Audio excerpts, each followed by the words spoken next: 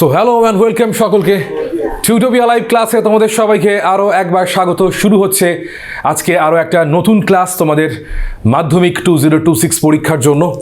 মাধ্যমিক টিউটোপিয়া মাধ্যমিক ultimate suggestions 2026 সবাইকে বলবো জয়েন করতে আজকের ক্লাসে। তোমাদের সঙ্গে রয়েছে আমি তোমাদের দেবজ্যোতি স্যার। সবাইকে জয়েন করে একটু চলে আসতে বলবো চ্যাট বক্সে, ঝটপট দেখে নেবো কারা কারা রয়েছো।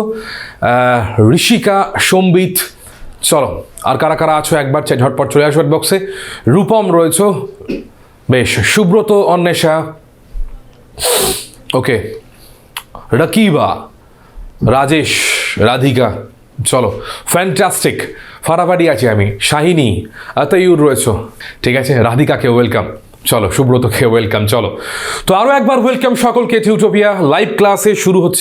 শুরু হয়ে গেছে অলরেডি টিউটোপিয়া মাধ্যমিক আলটিমেট প্রিপারেশন 2026-এর আমাদের কাউন্টডাউন, এবং সেখানে কিন্তু আমরা পড়াশোনা করছি আমাদের সায়েন্স সাবজেক্টের ইন ডিটেল পোর্শনসগুলো, যেগুলো কিনা মাধ্যমিকের জন্য ভীষণভাবে গুরুত্বপূর্ণ, যেগুলো কিনা মাধ্যমিকে তোমাদের অবশ্যই দেখে যেতে হবে, এবং তার সাথে কিন্তু প্যাটার্ন বুঝতে হবে যে কোন জায়গা থেকে এবারে মাধ্যমিকের প্রশ্ন আসতে চলেছে।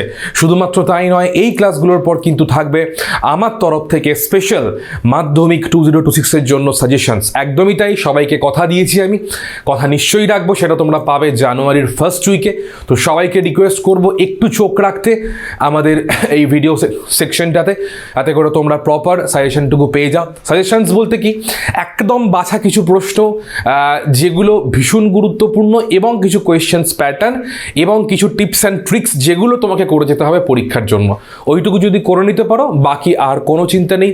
100% বলছি, একদম নিশ্চিন্ত হয়ে পরীক্ষা দেবে। পরীক্ষার 95+ তো বাধা, যদি তুমি ঠিকঠাকভাবে পরীক্ষায় লিখে আসতে পারো। ওকে, বেশ। অডিও ভিডিও ক্লিয়ার একবার বলবে? ভালো আছি কোহেলি, চলো audio video clear.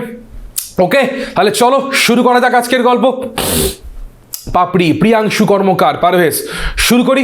Good afternoon, good নুন সবাইকে। শুরু করব আজকের গল্প। আজকে যেটা পড়াবার কথা সেটা হচ্ছে স্নায়ুতন্ত্র এবং গমন, দুটো পাঠের কথা মেনলি এখানে বলা আছে আমাদের আজকে পড়ানোর জন্য। একটু তাড়াতাড়ি যাব, একটু তাড়াতাড়ি জিস্টুকু নেব, এবং তার সাথে কিন্তু পুরো কোয়েশ্চেনের পুরো বাঞ্চটাকে, মানে পুরো ফিল্টারিং পুরো বাঞ্চটাকে কিন্তু নিয়ে এসেছি, সেগুলোও কিন্তু ডিসকাশন করে দেবো, দেখে নেবে। এবার সব থেকে যেটা বড় বিষয় একটু ভালো করে বলে রাখি, আমাদের এই স্নায়ুতন্ত্র বা গমন এই পাঠ থেকে মোটামুটিভাবে যেটা প্যাটার্ন দেখা যাচ্ছে এবারের টেস্ট পরীক্ষাতে বা এবারের আসন্ন মাধ্যমিক পরীক্ষা, এটা খুব ভালো করে জানা দরকার, তাই বলে দিচ্ছি। এই প্যাটার্নে কিন্তু খুব একটা বিশেষ বড় প্রশ্ন, মানে ব্যাখ্যামূলক বড় প্রশ্ন কিন্তু এই দুটো টপিক থেকে আসার সম্ভাবনা আমরা বিশেষ কিছু দেখছি না। মানে আমরা যারা কোয়েশ্চেন প্যাটার্ন অ্যানালিসিস করি, যারা কোয়েশ্চেন নিয়ে ঘাটাঘাটি করি, তারা বুঝতে পারছি বিষয়টা যে এখান থেকে খুব একটা যে ব্যাখ্যামূলক বড় প্রশ্ন নয়। হ্যাঁ, চোখের উপযোজন কিভাবে হয় এটা হচ্ছে 2 নম্বর কি 3 নম্বর, ম্যাক্স টু ম্যাক্স 2 নম্বর ধরেই মোটামুটি চলো, বা 3 নম্বর খুব বড় জোর হলে, এইটুকুই। আর এখান থেকে একটা আঁকা তোমরা প্রত্যেকেই জানো এবারে পরীক্ষায় কোন আঁকাটা আসবে, জানো তো? বলবে হ্যাঁ কি না? একবার চ্যাট বক্সে সবাই ঝটপট লিখে দিচ্ছ। আশা করি প্রত্যেকেই জানো এবারে কোন আঁকাটা। একদমই তাই, নিউরন, এবং তার সাথে হচ্ছে আমাদের মেটাফেজের ক্রোমোজোমের একটা গল্প রয়েছে, কারণ আগের বারে অ্যানাফেজটা চলে এসেছে অলরেডি এই পোর্শন। তো নিউরনটা অবশ্যই ভালো করে দেখে যাবে। আঁকা নিয়ে বলবো, আঁকা নিয়ে সবাইকে বলে রাখি কিভাবে আঁকতে হবে, কিভাবে আঁকতে হবে, না আঁকতে হবে, টিপস অ্যান্ড ট্রিক্স পুরোটা আমরা জানবো হচ্ছে জানুয়ারিতে। যে লাস্ট ক্লাস যেটা আছে, লাস্ট ক্লাস মানে 24th or 25th of জানুয়ারি, দেখে নেবে শিডিউলে একটা লাস্ট ক্লাস রাখা রয়েছে। ওইখানে আমরা দেখবো পুরো খাতা সাজানোর পুরো ডিটেলটা দেখবো, পুরো আঁকার পুরো টেকনিক্সগুলোকে দেখবো লাস্ট মোমেন্টের জন্য, কারণ আঁকার জন্য আগে থেকে সময় নষ্ট করে লাভ নেই। ওই কটা দিন প্র্যাকটিস করবে, যেবে খাতায় এঁকে চলে আসবে, ঝামেলা খতম। অরিজিৎকে গুড আফটারনুন, চলো আলিপ্রিয়াকে ওয়েলকাম। তাহলে আজকে যে পোর্শনস আমাদের শুরু হবে, আজকের অলরেডি শিডিউলড রয়েছে। 27 তারিখ আছে, 3 তারিখ, 10 তারিখ, 17 তারিখ, 23 আর 24। তো 24 তারিখে লাস্ট ক্লাস, অবশ্যই ক্লাসটাকে অ্যাটেন্ড করো। সবাইকে বলছি ভীষণ গুরুত্বপূর্ণ। ওকে, তাহলে আজকেই কিন্তু ফার্স্ট চ্যাপ্টার কমপ্লিট করবো এবং শেষ করব কোয়েশ্চেন অ্যান্সার সাজেশনস দিয়ে। এই প্যাটার্ন জাস্ট আরেকবার কোন চ্যাপ্টারে কোন অত নম্বর কোয়েশ্চেন রয়েছে একবার দেখে নিচ্ছ। এবার তারপরে ঢুকবো প্রাণী স্নায়ুতন্ত্রের গল্পটা। ওকে, শুরু করব আজকের গল্প।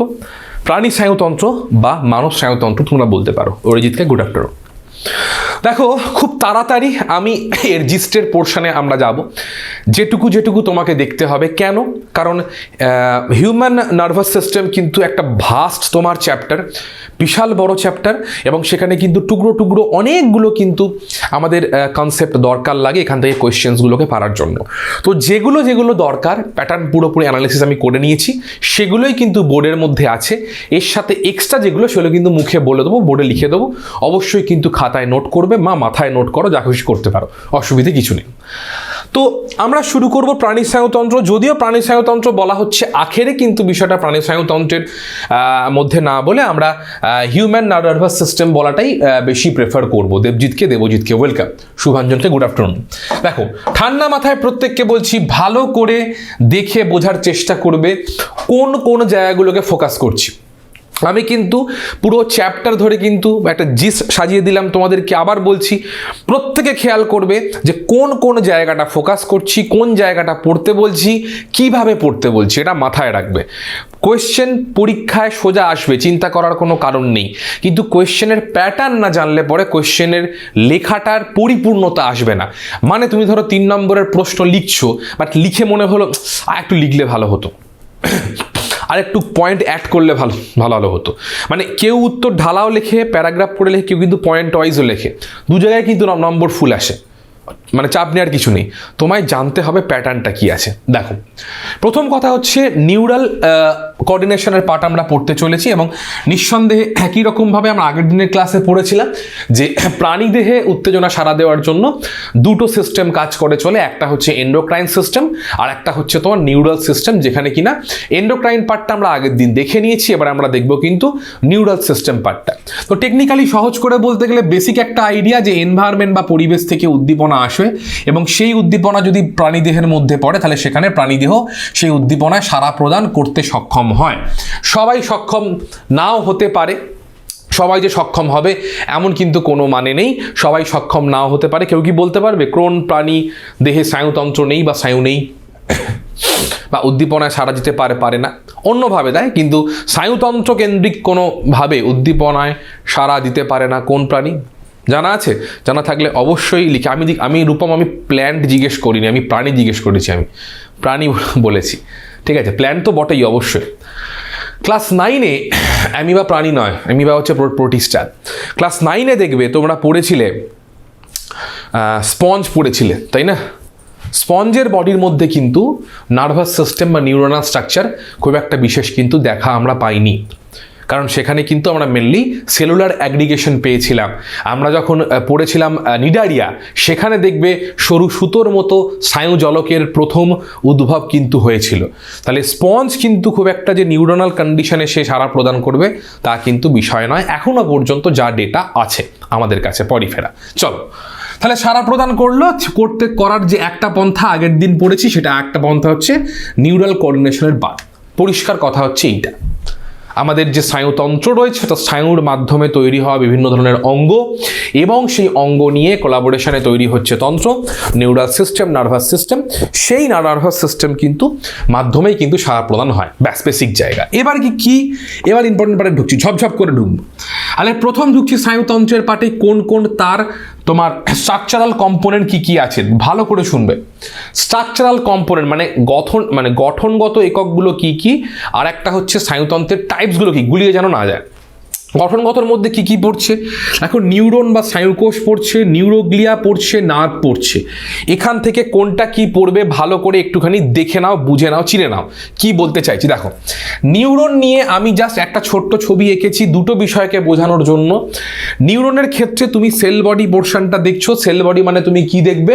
সেখানে তুমি নিউক্লিয়াস দেখবে, সেখানে তুমি মাইটোকন্ড্রিয়া দেখবে, সেখানে তুমি নিজেল গ্র্যানিউলস দেখবে, এবং সেখানে তুমি সেন্ট্রোজোম দেখবে। কিন্তু সেই সেন্ট্রোজোম কিরকম কে বলবে? চ্যাট বক্সে প্রত্যেকে তোমরা সেন্ট্রোজোম দেখতে পাবে, বাট সেই সেন্ট্রোজোমটা কিরকম কে বলবে? নিষ্ক্রিয় প্রকৃতির হয়। কেউ কিন্তু ভুলেও পরীক্ষার সময় লিখে এসো না স্নায়ুকোষে সেন্ট্রোজোম থাকে না, স্নায়ুকোষে সেন্ট্রোজোম থাকে, বাট সেটা নিষ্ক্রিয় প্রকৃতির হয়। এইটা কিন্তু অবশ্যই তোমাকে মাথায় রাখতে হবে, সেটা নিষ্ক্রিয় প্রকৃতির হয়, তার জন্য স্নায়ুকোষ বিভাজিত হতে পারে না। এইটুকু জায়গা। নিউরাল ফাইব্রিল থাকে, ওকে ওকে, কোনো অসুবিধা নেই, ঝামেলা কিছু নেই। তার মধ্যে এই বাইরের দিকে থাকে হচ্ছে ডেনড্রাইট বা ডেনড্রন, যেগুলো আজ্ঞাবহ প্রবর্ধকের মধ্যে কাজ করে, মানে সিগন্যালটাকে ক্যাচ করে। সব থেকে বড় কথা হচ্ছে এইটা, এগুলো বেসিক্স, মানে এগুলো থেকে প্রশ্ন আসার সম্ভাবনা বিশেষ নেই। দেখবে কিছু লিখিনি আমি, ওই যে ডেনড্রন কী হিসেবে কাজ করে অ্যাকশন লাগবে না, জাস্ট একবার রিড করে নেওয়ার জন্য এনাফ। আর এই যে সেল বডির মধ্যে কোন কোন কম্পোনেন্ট, সবাই খাতায় নোট করে নাও। সেল বডির যে কম্পোনেন্টগুলো রয়েছে, কি কি পাওয়া যাচ্ছে, কোন কোন অঙ্গাণু পাওয়া যাচ্ছে, একটু দেখে রেখো, প্রয়োজনে লাগতে পারে। এরপর চলে আসছে অ্যাকশনের পার্ট। অ্যাকশনের যে পার্টসটা ভীষণ গুরুত্বপূর্ণ। বিশেষ করে কোন পার্টসটা গুরুত্বপূর্ণ, সেটা হচ্ছে যে আমাদের অ্যাকশন রয়েছে, অ্যাকশনের বাইরের আবরণকে আমরা অ্যাক্সোলেমা বলতে পারছি। সব থেকে বড় কথা হচ্ছে এইটা, অ্যাকশনের ভেতরে সাইটোপ্লাজমকে আমরা অ্যাক্সোপ্লাজম বলতে পারছি। কিভাবে একটু বিষয়টিকে ছোট্ট করে দেখিয়ে দিই, অনেকের ডাউট থাকে, একটু বিষয়টিকে আমরা দেখে নেওয়ার চেষ্টা করব। দেখে নাও, এটা ব্রেনের স্ট্রাকচারে পরে আসছি আমি। তাহলে সহজ করে বলতে গেলে সবাইকে বলছি অ্যাকশনটা ভালো করে দেখব। এই আমি অ্যাকশন এখানে আঁকছি, ঠিক আছে? তারপরে আমার এখানে চলে গেল এন ব্রাশের গল্প, অসুবিধা নেই। এইবার এই অ্যাকশনের ভেতরে যে সাইটোপ্লাজম রয়েছে, যার মধ্যেও কিনা আমরা মাইটোকন্ড্রিয়া পাবো, এটা কিন্তু যার মধ্যেও কিন্তু আমরা নিউরোফাইব্রিল পাবো, এটা মাথায় রাখতে হবে। এর যে সাইটোপ্লাজম রয়েছে, একে আমরা অ্যাক্সোপ্লাজম বলতে পারি। প্রত্যেকে বলবে হ্যাঁ কি না, ইয়েস অর নো, প্রত্যেকে বলবে ইয়েস অর নো। এর ভেতরের সাইটোপ্লাজমকে আমরা অ্যাক্সোপ্লাজম বলছি। ঠিক এর বাইরের যে কভারিং, নীল রঙের কভারিং, তাকে আমরা কি বলবো, একে বলবো অ্যাক্সোলেম্মা। অ্যাক্সোলেম্মা, একটু বানানটাকে দেখে নেবে, হয়তো ভুল হতে পারে, সেটা সম্পূর্ণ অনিচ্ছাকৃত এবং কাকতালীয় যদি ভুল হয়ে যায়, ঠিক আছে? আমার ডাউট লাগছে আর কি। অ্যাক্সোলেমা, একটু বানানটাকে অবশ্যই দেখে নেবে, প্রত্যেককে বলবো, রিকোয়েস্ট করছি, ঠিক আছে? ওকে, হ্যাঁ, নিজেল দানা আমি এখানে পাবো না, নিজেল দানা শুধুমাত্র সেল বডির ওখানটা পাবো। অ্যাক্সোলেমা হলো, ঠিক আছে? অ্যাক্সোলেমার পরবর্তীতে এবারে আমরা কি পাবো, এই পোর্শনটা কে বলবে এই জিনিসটা? দিস ইজ কল মাইলিন সিদ, ঠিক বললাম তাই তো?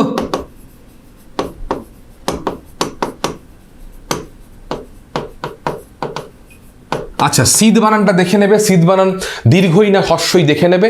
আমি দীর্ঘই দেখেছি বইতে, দীর্ঘই লিখেছি, অবশ্যই কিন্তু বইটা ফলো করবে, দীর্ঘই হর্ষই যেন ভুল যেন না হয়, ঠিক আছে? এইটা মায়োলিন সিদের ওপর, এবার ঠান্ডা মাথায় ভালো করে দেখবে, প্রত্যেককে বলছি মায়োলিন সিদের ওপর,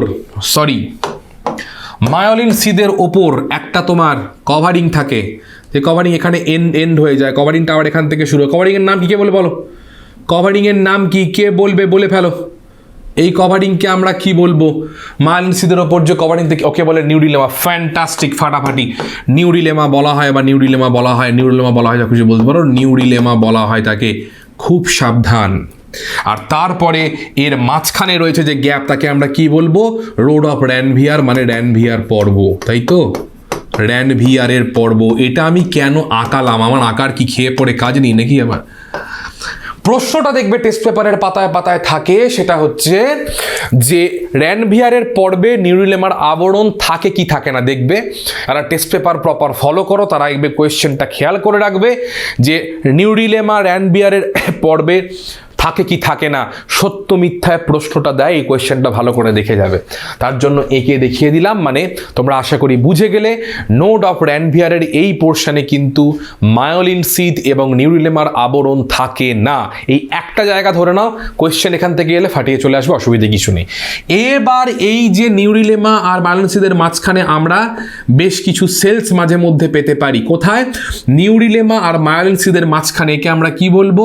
একে আমরা বলবো হচ্ছে সোয়ান কোষ। একে আমরা কি বলবো? একে আমরা বলবো হচ্ছে সোয়ান কোষ। এইটা তোমাকে মনে রাখতে হবে, কোথায় কোন জায়গাটা থাকে তার লোকেশনটা কিন্তু একটুখানি তোমাকে বলতে হবে, ঠিক আছে? বেশ, ওকে। এই যে র্যানভিয়ারের নোট রয়েছে, র্যানভিয়ারের নোট আমরা কোথায় পাবো? একটা ভালো প্রশ্ন এসছে আমার কাছে, তিয়াসা। র্যানভিয়ারের নোট কিন্তু আমরা পাবো মায়োলিনেটেড নিউরনে, অর্থাৎ যে সমস্ত নিউরনের অ্যাক্সনে মায়োলিন সিদ আছে সেখানে আমরা নোড অফ র্যানভিয়ার পাবো। যে সমস্ত নিউরনের ক্ষেত্রে মায়োলিন সিদ নেই সেক্ষেত্রে আমরা র্যানভিয়ারের নোড কিন্তু পাবো না, কারণ সেখানে মায়োলিন সিদের কোনো কম্পোনেন্ট আমরা সেখানে দেখতে পাচ্ছি না।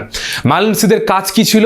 সেটা হচ্ছে খুব তাড়াতাড়ি নার্ভ ইম্পালসকে পরিবহন করতে হেল্প করে, অর্থাৎ মায়োলিন সিদ একটি ফ্যাট জাতীয় পদার্থ, ফ্যাট ডেরিভেটিভস, তার মাধ্যমে কিন্তু খুব দ্রুত নার্ভ সিগন্যালটা কিন্তু যেতে পারে। এটা কিন্তু অবশ্যই মনে রাখতে হবে। কোয়েশ্চেন যা বলার বলে দিয়েছি, রেকর্ডেড লেকচার দেখে নিও বা ভিডিওটা দেখে নিও ইউটিউবে, অসুবিধা নেই। চলো তাহলে এই পোর্শন দেখে নিচ্ছ, যখনই প্রশ্ন আসবে আঁকার ক্ষেত্রে এই জায়গাটা কিন্তু অবশ্যই যেখানে দেখে নিতে হবে। সমান কোষ কি করে? খানিকটা প্রোটেকশন দেয় এবং সেক্ষেত্রে বলতে পারো মায়োলিন সিদকে তৈরি করতেও কিন্তু খানিকটা সমান কোষ সাহায্য করে। এটা তোমাকে মনে রাখতে হবে, ঠিক আছে? চলো বেশ, তাহলে নিউরনের পার্টে হয়ে গেল। অ্যাক্সনের পার্টটা খুব ভালো করে দেখে যাচ্ছ। এবার হচ্ছে সেল বডির পার্ট। দেখো সেল বডির মধ্যে কম্পোনেন্ট পড়ছো আর গ্যাংলিয়ন। কেন না, এই যে স্নায়ু কোষের বা নিউরনের কোষ দেহগুলোই পরস্পর ক্লাস্টার হয়ে যুক্ত হয়ে একটা ফোলা মতো টিউমার মতো স্ট্রাকচার তৈরি করে। সেটা সিএনএস এর বাইরে, মানে সেন্ট্রাল নার্ভাস সিস্টেমের বাইরে। মানে কোথায়? মানে কোনটা কোনটা? সেন্ট্রাল নার্ভাস সিস্টেম মানে হচ্ছে মস্তিষ্ক এবং সুষুম্না কাণ্ড, তার বাইরে মানে পেরিফেরাল নার্ভাস সিস্টেমের মধ্যে আমরা কিন্তু গুলটিস দেখতে পাই মাঝে মধ্যে। আমরা অবশ্যই বডিতে দেখতে পাবো, অনেকের ক্ষেত্রে কারো হাতের মধ্যে লাম্পও দেখতে পাওয়া যায় কোনো ক্ষেত্রে, ঠিক আছে? তো এগুলোকে গ্যাংলিয়ন বলা হয়। এগুলো কার ক্লাস্টার? এটা হচ্ছে স্নায়ুকোষের যে কোষ দেহ সেগুলোই সংঘবদ্ধ হয়ে একসাথে থেকে তারা কিন্তু গ্যাংলিয়নটা তৈরি করে। গ্যাংলিয়ন কি করে? গ্যাংলিয়ন থেকে তোমার ফ্লুইড সিক্রিট হয়, যা কিনা স্নায়ুকে পুষ্টি প্রদান করে, প্রোটেকশন করে, এটসেট্রা এটসেট্রা। খুব একটা বিশেষ গুরুত্বপূর্ণ পার্ট নয় কাজের, জাস্ট জেনে রাখো গ্যাংলিয়নটা কি দিয়ে তৈরি হয়। বাট অ্যাক্সনটা ভীষণ গুরুত্বপূর্ণ আঁকার জন্য এবং সেখান থেকে ছোট প্রশ্নের জন্য ভালো করে দেখে যাচ্ছ। অ্যাক্সন পোর্শনটা ভীষণ গুরুত্বপূর্ণ এবারের মাধ্যমিক পরীক্ষার জন্য, ঠিক আছে? চলো বেশ, অ্যাক্সনের হয়ে গেল, এটা হয়ে গেল। এইবার এটার পরবর্তীতে আমাদের দেখবে নিউরনের প্রকারভেদ আছে। দেখবে নিউরনের প্রকারভেদ রয়েছে। সুজনকে ওয়েলকাম, একদম নিউরোসিক্রেশন, অসুবিধা নেই। নিউরনের প্রকারভেদ আছে, এটা দেখে নিচ্ছ। আচ্ছা, এখানে একটা বিষয় বলে রাখি যে সেল বডি যেখান থেকে গ্যাংলিয়ন তৈরি হলো, এই গ্যাংলিয়নগুলোই কিন্তু আমরা ওই খানিকটা হাইপোথ্যালামাসের মধ্যে পেতে যেতে পারি, যেটা ধরো সুপ্রা অপটিক নিউক্লিয়াস বা পিভিএন, তার মধ্যে কিন্তু সেল বডিগুলোই ক্লাস্টার করে অবস্থান করে। এটা তোমাকে মাথায় রাখতে হবে, ঠিক আছে? তো এবার হচ্ছে দেখবে 3 রকমের স্নায়ুকোষের নাম দেওয়া ছিল। সেন্সারি অ্যাডজাস্টার মোটর, সেন্সারি মানে হচ্ছে সংজ্ঞাবহ, ঠিক আছে? আর অ্যাডজাস্টার মানে হচ্ছে মাঝে তোমার মিডিয়েটার মানে যে পুরো মিশ্রণ ঘটায়, যে কানেক্টর বলতে পারো। আর মোটর মানে হচ্ছে আজ্ঞাবহ, মানে যে আজ্ঞা পালন করে। সেন্সারির হচ্ছে গ্রাহক থেকে সিএনএসএ নিয়ে যায়। অ্যাডজাস্টার মোডেম বলতে সেন্সারি মোটরের মধ্যে একটা কানেকশন রক্ষা করে, মিডিয়েটার হিসেবে কাজ করে। আর মোটর হচ্ছে তোমার সিএনএস থেকে কারকে নিয়ে যায়, কারক মানে পেশির মধ্যে নিয়ে যায়। এটা তোমাকে মনে রাখতে হবে ভালো করে, তার রুট। আমি কটা এখানে নার্ভের নাম দিয়েছি, কারণ স্নায়ুকোষের তো ওইভাবে নাম আমি দিতে পারবো না। এখানে কিন্তু নার্ভের নাম, নার্ভেও পড়বো বিষয়টা, যে সেন্সারি কিন্তু নিউরনের রেসপেক্টে বলা যায়। সবাইকে বলছি, যখন বাড়িতে রিভিশন দিচ্ছ দুটো পার্ট কিন্তু একসাথে পড়বে, দেখবে বলা আছে সেন্সারি নিউরন। এবার এই সেন্সারি নিউরন থেকে কিন্তু সেন্সারি নার্ভগুলো জেনারেট করে। আবার বলছি, সেন্সারি নিউরন নিয়েই কিন্তু সেন্সারি নার্ভগুলো তৈরি হয়, মাথায় রাখতে হবে। মোটর নিউরনগুলো নিয়েই কিন্তু মোটর নার্ভ তৈরি হয়, মাথায় রাখতে হবে।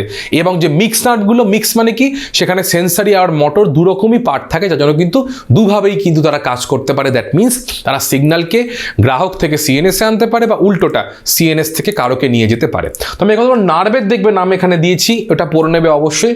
Olfactory optic oculomotor. Olfactory optic first তোমার ক্রেনিয়াল নার্ভ, ঠিক আছে? আর সেকেন্ড ক্রেনিয়াল নার্ভ সেটা হচ্ছে গ্রাহক, মানে হচ্ছে সংজ্ঞাবাহ উদ্দীপনাগুলোকে নেয়। কি করে মনে রাখবো? অলফ্যাক্টরি মানে হচ্ছে ঘ্রাণ নেয়া। তো ঘ্রাণ নাক দিয়ে সবসময় কিন্তু আমাদের ঘ্রাণটা ভেতর দিকেই যায়, আমরা নিই মানে ক্যাচ করি সিগন্যালটাকে। অলফ্যাক্টরি। অপটিক মানে দর্শন অনুভূতি কখন হয়? আগে দেখবো তবে তো অনুভূতি হবে, তাহলে আগে আমার কিন্তু সংজ্ঞাটা আসবে, আগে সেন্সেশন কাজ করবে, তারপর কিন্তু কাজ করা শুরু করবে। এটা তোমাকে কিন্তু অবশ্যই মনে রাখতে হবে, ঠিক আছে? তো ক্রেনিয়াল নার্ভের যে নার্ভগুলো আছে একবার দেখে নেবে এই পোর্শনটা। অলফ্যাক্টরি অপটিক অকুলোমোটর, ঠিক আছে? ট্রক্লিয়ার রয়েছে 4 নম্বর, মানে ট্রক্লিয়ার।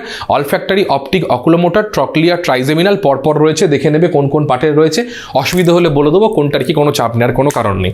তো সেন্সারি কোনটা, মোটর কোনটা, এই মোটর এগুলো ছাড়া দেখবে মিক্স নার্ভের কথা বলা আছে, মিক্স নার্ভ মানে ভেগাসের কথা বলা আছে, অবশ্যই কিন্তু দেখে নিচ্ছ, গ্লসোফ্যারেঞ্জিয়াল বলা আছে, অবশ্যই কিন্তু দেখে নিচ্ছ, ভীষণ ভীষণ গুরুত্বপূর্ণ পার্ট।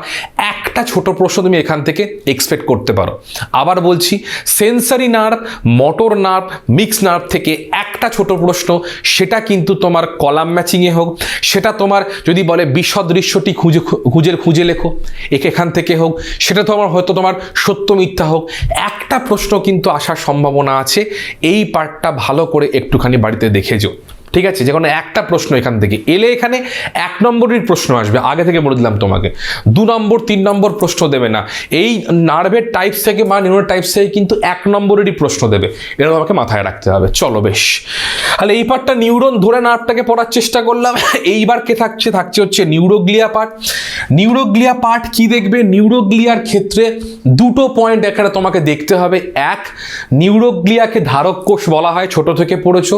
নিউরোগ্লিয়া কিন্তু বিভাজিত হতে পারে, আই রিপিট, নিউরন বিভাজিত হতে পারে না, কিন্তু নিউরোগ্লিয়া বিভাজিত হতে পারে, এটা পড়ে রাখতে হবে। এবং সেটা কিন্তু মায়োলিন আবরণী তৈরি করতে সাহায্য করে। এই 3টে জায়গা, দুটো পয়েন্ট ভালো করে জেনে রাখো, এনাফ। এর বাইরে বিশেষ কোনো কিছু দরকার নেই। বিভিন্ন রকম নিউরোগ্লিয়ার টাইপস হয়, অলিগোডেন্ড্রোসাইট, অ্যাস্ট্রোসাইট পড়ার দরকার রয়েছে, পড়ার বিশেষ দরকার নেই, এইটুকু হবে না। জাকিয়া একদমই তাই, উদ্দীপনা পরিবহন করে না। এই উদ্দীপনা আগেই বললাম ধারক কোষ উদ্দীপনা পরিবহন করে না, একটা স্ট্রাকচারাল কম্পোনেন্ট, খালি সিএনএসকে তৈরি করতে হেল্প করে, স্ট্রাকচারাল কম্পোনেন্ট। এরা এই 3টে পয়েন্ট দেখে যাও, এনাফ। এর বাইরে কিচ্ছু আসবে না পরীক্ষা। এরপর হচ্ছে নার্ভের গল্প। নার্ভ এবারের পরীক্ষার জন্য নার্ভ হট টপিক, অর্থাৎ নার্ভের স্ট্রাকচার, কিভাবে নার্ভ তৈরি হয়, এটা কিন্তু অবশ্যই তোমাকে মনে রাখতে হবে। কিভাবে নার্ভ তোমার এখানে তৈরি হয়, কিভাবে নার্ভের কম্পোজিশন তৈরি হয়, অবশ্যই তোমায় কিন্তু মনে রাখতে হবে এই পোর্শনটা। ঠান্ডা মাথায় ভালো করে শুনবে। নার্ভ বা স্নায়ু যাকে বলা হয়, সেটা কিন্তু অ্যাক্সন থেকে তৈরি হয়। মানে যখন তুমি নার্ভের কথা বলছো, সেখানে কিন্তু কোষদেহের গল্প নয়। কোষদেহ থেকে তৈরি হয় গ্যাংলিয়নিক পোর্শন, আর অ্যাক্সন থেকে তৈরি হয় নার্ভের পোর্শন। প্রত্যেকে বুঝতে পারলে বলো ইয়েস অর নো।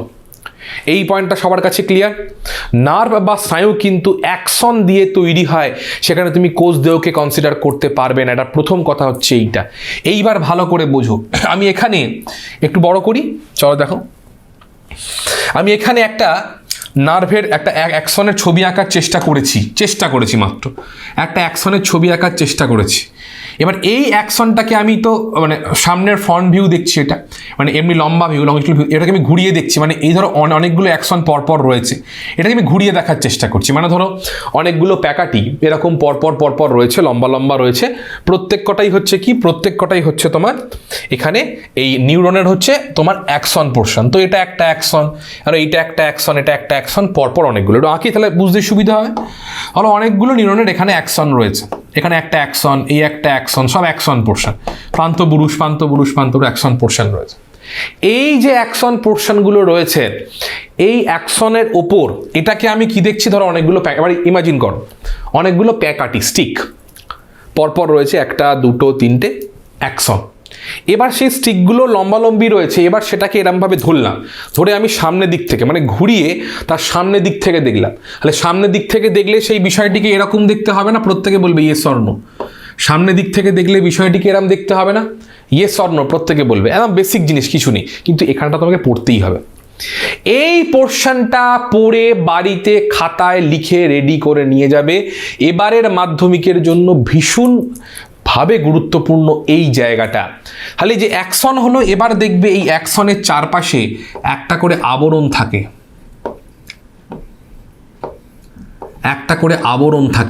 এই আবরণকে কি বলা হয়? এই আবরণকে বলা হচ্ছে তোমার এন্ডোনিউরিয়াম। কি বলা হয়? একে বলা হয় এন্ডোনিউরিয়াম বলা হয়, নিউরিয়াম বলা হয় এই আবরণকে। এইবার এই এন্ডোনিউরিয়ামের পরে মানে প্রত্যেক কটা যে লাঠি, ভালো করে ঠান্ডা মাথায় শুনবে। আমি একটা প্যাকাটি নিচ্ছি, তার গায়ে ভালোভাবে আমি আঠা লাগাচ্ছি। এই প্রত্যেকটা প্যাকাটির গায়ে একটু একটু করে আঠা লাগালাম। সেই আঠাটাকে আমরা কি বলবো? চ্যাট বক্সে সবাই বলে ফেলো ঝটপট। সেই আঠাটাকে আমরা কি বলবো? কি বলবো? আমরা বলবো এন্ডোনিউরিয়াম। একটা প্যাকাটিকে একটা অ্যাকশন হিসেবে কল্পনা করো। একটা প্যাকাটির গায়ে আমি আঠা লাগালাম, প্রত্যেকটা দেখো প্যাকাটির গায়ে নীল নীল করে আঠা লাগিয়েছি। এই কভারিংটাকে বলা হচ্ছে এন্ডোনিউরিয়াম। স্যার কী করে মনে রাখবো? এন্ডো মানে ভেতরে, সবার ভেতরে এটাই থাকে অ্যাকশন পোর্শন, তাই হলো এন্ডোনিউরিয়াম। ওকে, এইবার তাহলে আমি প্যাকাটিগুলো পেলাম 10-12টা প্যাকাটি, মানে 10-12টা অ্যাকশন, আঠা লাগিয়ে রেডি। এবার প্রত্যেক কটার ওপর একটা সেলো টেপ দিচ্ছি, মানে 10খানা প্যাকাটি একসঙ্গে তার একসাথে ধরলাম, ভেতরে এন্ডোনিউরিয়াম লক হয়ে গেছে, ধরে 10খানাকে একসাথে ওপরে সেলো টেপ দিয়ে জড়াচ্ছি। কি বলবো তাকে? কি বলবো তাকে? সেলো টেপ দিয়ে জড়াচ্ছি, মানে এই সব কটার ওপর আমি এবারে সেলো টেপ জড়াচ্ছি, সেলো টেপ জড়াচ্ছি, সেলো টেপ। কি বলবো তাকে? তাকে বলবো পেরিনিউরিয়াম। একদম ফ্যান্টাস্টিক। তাকে আমি বলবো হচ্ছে পেরিনিউরিয়াম।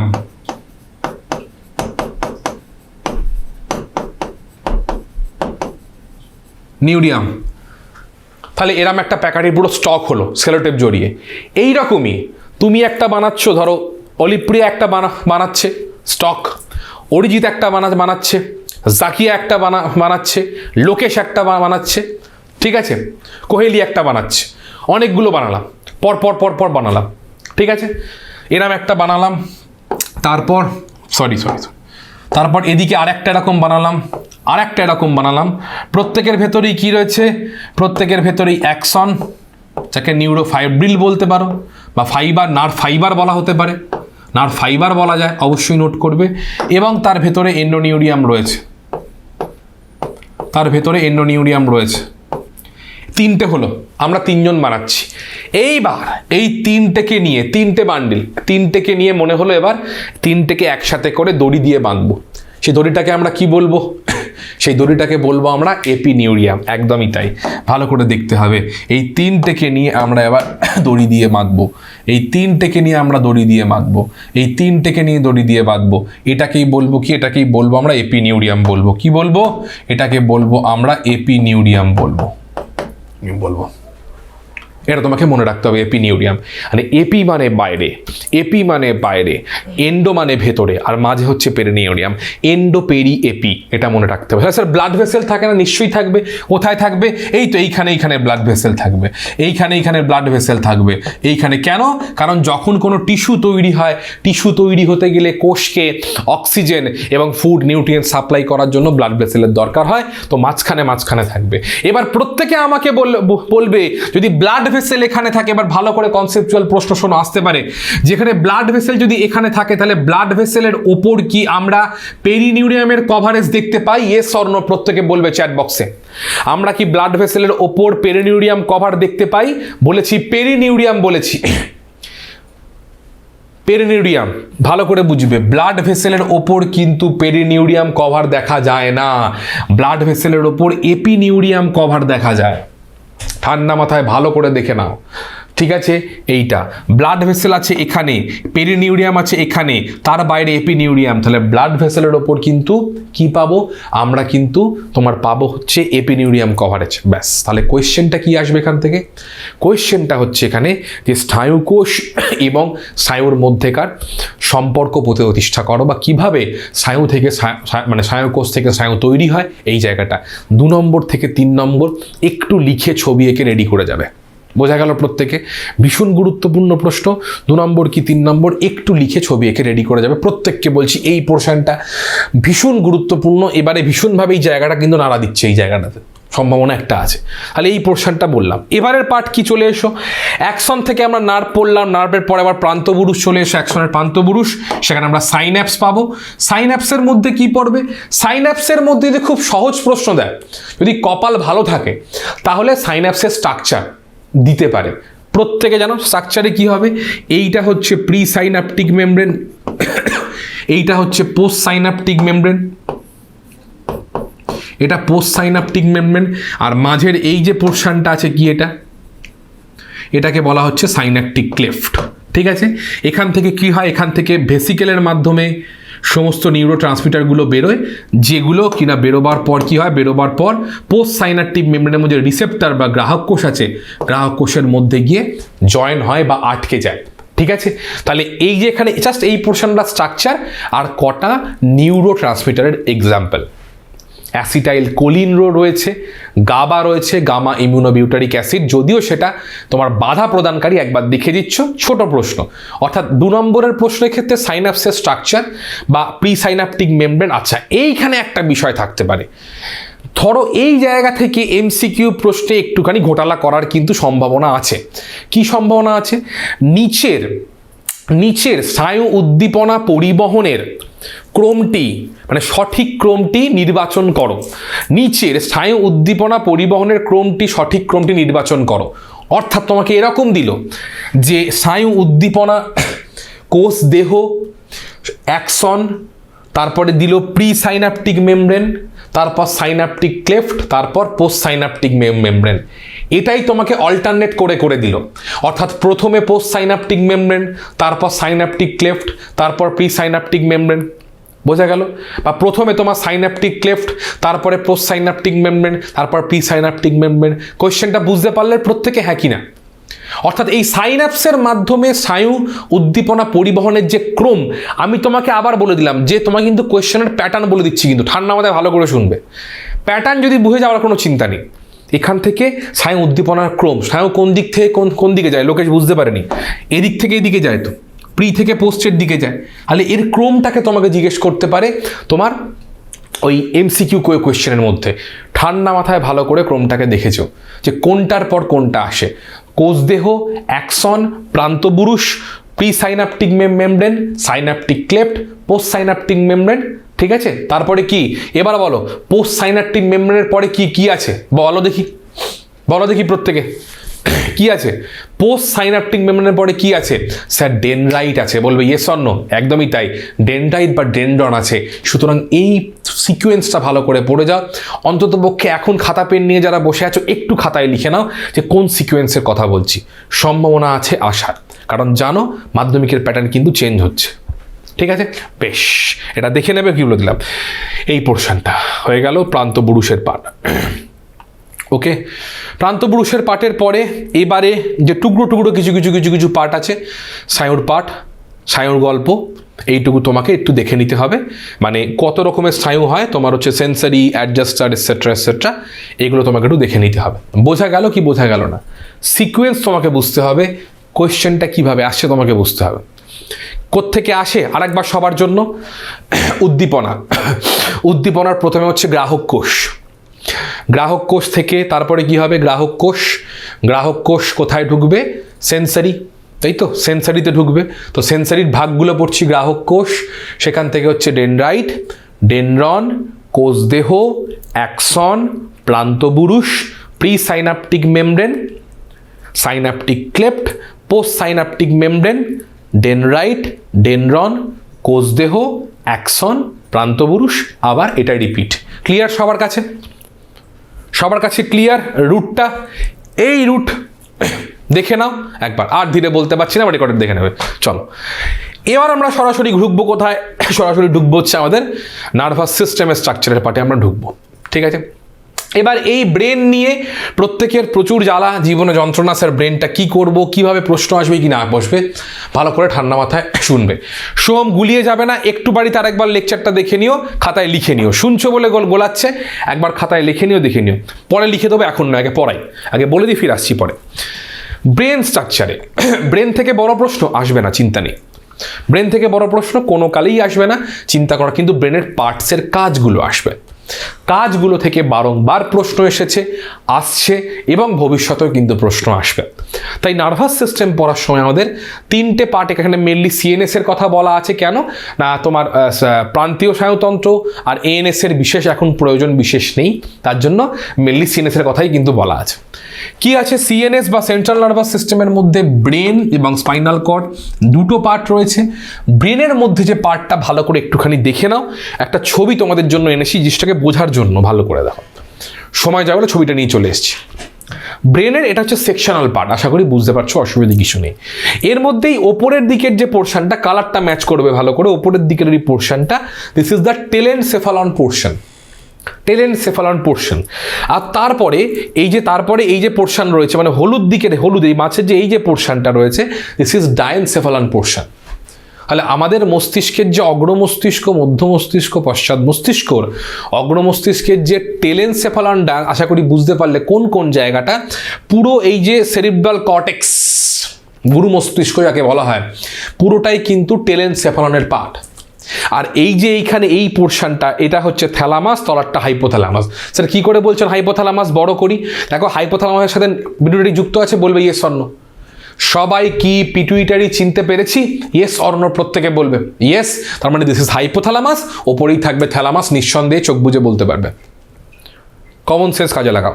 তাহলে এটা হচ্ছে তোমার ডায়েনসেফালন, ওপরেরটা টেলেনসেফালন, এই দুটো পার্ট। টেলেনসেফালনে কি আছে? গরু মস্তিষ্ক বা সেরিব্রাল কর্টেক্স যে পোর্শন রয়েছে, এটা তোমাকে লোকেশন বুঝে নাও, বাকিটাই অসুবিধে কিছু হবে না। এবার এই গুরু মস্তিষ্কের পার্ট আমরা পড়লাম, অসুবিধে কিছু নেই, ঠিক আছে। এবার এই গুরু মস্তিষ্কের পার্ট পড়ার পরে আমরা কি দেখব? এই যে গুরু মস্তিষ্ক পার্ট রয়েছে, এই যে টেলেনসেফালন সেরিব্রাল কর্টেক্স মানে কি? গুরু মস্তিষ্কর পার্ট সেরিব্রাল কর্টেক্স, আর ডায়েনসেফালন হচ্ছে টিএইচ মানে কি? থ্যালামাস। থাইরয়েড হরমোন নয় কিন্তু, মানে থ্যালামাস, আর এইচটিএইচ মানে হাইপোথ্যালামাস, শর্টকাটে লেখা আছে। প্রত্যেক কটার কাজ তোমাকে পড়তে হবে। ছোট্ট করে কাজটা বলে দিচ্ছি, ঠান্ডা মাথায় ভালো করে শুনে নাও। গুরু মস্তিষ্ক মূলত আমাদের স্মৃতিশক্তিকে, মানে টেস্ট পেপারে যে কোশ্চেনগুলো আসছে, মূলত আমাদের স্মৃতিশক্তিকে ধরে রাখছে, আমাদের চিন্তা, বুদ্ধি, মনন, এই সমস্ত কিছুকে অ্যানালিসিস পাওয়ার সব কিছুই কিন্তু এই গুরু মস্তিষ্ক বা সেরিব্রাল কর্টেক্স আমাদের কিন্তু কন্ট্রোল করে। কর্পাস ক্যালোসাম পড়তে লাগবে না? কেন পড়তে লাগবে না? না পড়লেও পারবে, আমি জানি যে মস্তিষ্কের যোজককে কি বলা হয়, গুরু মস্তিষ্কের যোজককে কর্পাস ক্যালোসাম বলা হয়, না পড়লেও পারবে, এটা রিড করো, চাপ নেই, ঠিক আছে। তো এখানে হচ্ছে পুরো আমাদের ইন্টেলিজেন্সের পার্টটা, সেরিব্রাল কর্টেক্সের যে ইন্টেলিজেন্স পার্ট, পুরো ইন্টেলিজেন্স পার্টটা কিন্তু এই সেরিব্রাল কর্টেক্স কিন্তু মেনটেন করে। ঠান্ডা মাথায় ভালো করে শুনবে, মানে স্মৃতিশক্তি, মনন, চিন্তা ভাবনা, মানে এই ওয়ার্ডগুলো দিয়ে কিন্তু পরীক্ষায় প্রশ্ন দেয়। ঠান্ডা মাথায় ভালো করে দেখে নিচ্ছ। তারপর রয়েছে ডায়েনসেফালন, থ্যালামাস, হাইপোথ্যালামাস। দেখবে থ্যালামাসের বিষয়ে তোমাদের বইয়ের মধ্যে টুকরো টুকরো কিছু কিছু বিষয় কিন্তু বলা আছে। কি বলা আছে? প্রথম বিষয় বলা আছে থ্যালামাসকে কি কেন্দ্র বলা হয়? কি বলবে বলো? থ্যালামাসকে কি কেন্দ্র বলা হয়? কি বলা হয়? রিলে কেন্দ্র বলা হয়, তাই তো? এক রিলে কেন্দ্র। কেন না? প্রায় সমস্ত উদ্দীপনা প্রথমে থ্যালামাসে আসে, তারপর সেখান থেকে ব্রেনের সব জায়গায় ডিস্ট্রিবিউট হয়ে যায়। কিন্তু একমাত্র একটা উদ্দীপনা থ্যালামাসে আসে না। কোন উদ্দীপনা? ইট ইজ কল অলফ্যাক্টরি সেন্স, মানে ঘ্রাণ উদ্দীপনা। আমাদের যে ঘ্রাণ নেই, ঘ্রাণ কিন্তু আমাদের থ্যালামাসের মধ্যে আসে না, ডিরেক্টলি কিন্তু আমাদের যে অলফ্যাক্টরি লোব ব্রেনের মধ্যে সেরিব্রাল কর্টেক্সে সেখানে যায়, সেটা কিন্তু থ্যালামাসের ভায়া আসে না, এক্সেপ্ট ঘ্রাণ উদ্দীপনা। এ কি করবে? সমস্ত উদ্দীপনাকে প্রপার ডিস্ট্রিবিউশন করবে। রিলে কেন্দ্র, এই নামটাকে ভালো করে দেখবে, ভীষণ গুরুত্বপূর্ণ পার্ট। কিছু কিছু ক্ষেত্রে আমাদের ক্রোধ, আমাদের একটু প্রেশার, মানে প্রেশার, চাপ, তাপ, এগুলোকেও কিন্তু খানিকটা কন্ট্রোল করতে হেল্প করে। কেন হেল্প করে? বলবে হাইপোথ্যালামাস তো দেহের তাপমাত্রা নিয়ন্ত্রণ করে, খুব স্বাভাবিক ব্যাপার। হাইপোথ্যালামাসের সাথে কিন্তু থ্যালামাসের কানেকশন রয়েছে বড় সড়ো, স্বাভাবিক। থ্যালামাসও কিন্তু খানিকটা কাজে ইনভলভ হয়ে যায়। এই পার্টটা ভালো করে তুমি দেখে যাচ্ছ, মানে কিন্তু প্রত্যেক কটা কিন্তু টার্মগুলোকে বলছি ভালো করে ঠান্ডা মাথায় ঢুকিয়ে নাও, ঠিক আছে। আমাদের জেগে উঠতে কোনো বিষয় হট করে, ধরো কোনোভাবে ক্রোধের কোনো বিষয় হচ্ছে, কোনো প্রেশার আসছে, ঠিক আছে, ঘ্রাণ অনুভূতি বাদে এটা কিন্তু খানিকটা হলেও কিন্তু কাজ করে, ঠিক আছে। অবশ্যই দেখে নিচ্ছ। তাহলে হাইপোথ্যালামাস কি করবে? প্র্যাকটিক্যালি হাইপোথ্যালামাসটা প্রথম যে বক্তব্য সেটা হচ্ছে কি, আমাদের বডিতে থার্মোস্ট্যাট রূপে কাজ করে হচ্ছে হাইপোথ্যালামাস, মানে দেহের উষ্ণতা নিয়ন্ত্রণ করতে কিন্তু গুরুত্বপূর্ণ ভূমিকা পালন করে। 2, আমাদের তৃষ্ণা কেন্দ্র, মানে আমাদের তৃষ্ণাকে নিবারণ, মানে তৃষ্ণাকে নিয়ন্ত্রণ করে। তৃষ্ণা পেলে আমাদের হাইপোথ্যালামাস অ্যাক্টিভেট হয়ে যায়, সে কিন্তু সিগন্যাল দেয় আস্তে আস্তে। কাকে সিগন্যাল দেয়? সে কিন্তু এডিএইচকে সিগন্যাল দেবে ব্লাড প্রেশারকে কন্ট্রোল করার জন্য। এটা তোমাকে মনে রাখতে হবে, এই পোর্শনটা। দুটো পয়েন্ট তোমার এখানে লাগবে। নেক্সট হচ্ছে এর সাথে একটা হরমোনাল পয়েন্ট অ্যাড হয়ে যায়, যায়। কেন? এর সাথে কিন্তু যুক্ত থাকে পিটুইটারি গ্রন্থি, এবং পিটুইটারি গ্রন্থির যে পশ্চাৎ অংশের সাথে ডিরেক্ট কানেকশন, যার জন্য কিন্তু তোমার নিউরো হরমোনগুলো পশ্চাৎ ভাগে মানে সঞ্চিত হয় সিক্রিট করার পর, এবং সেখান থেকে পরবর্তীকাল রক্তে মিশে যায়।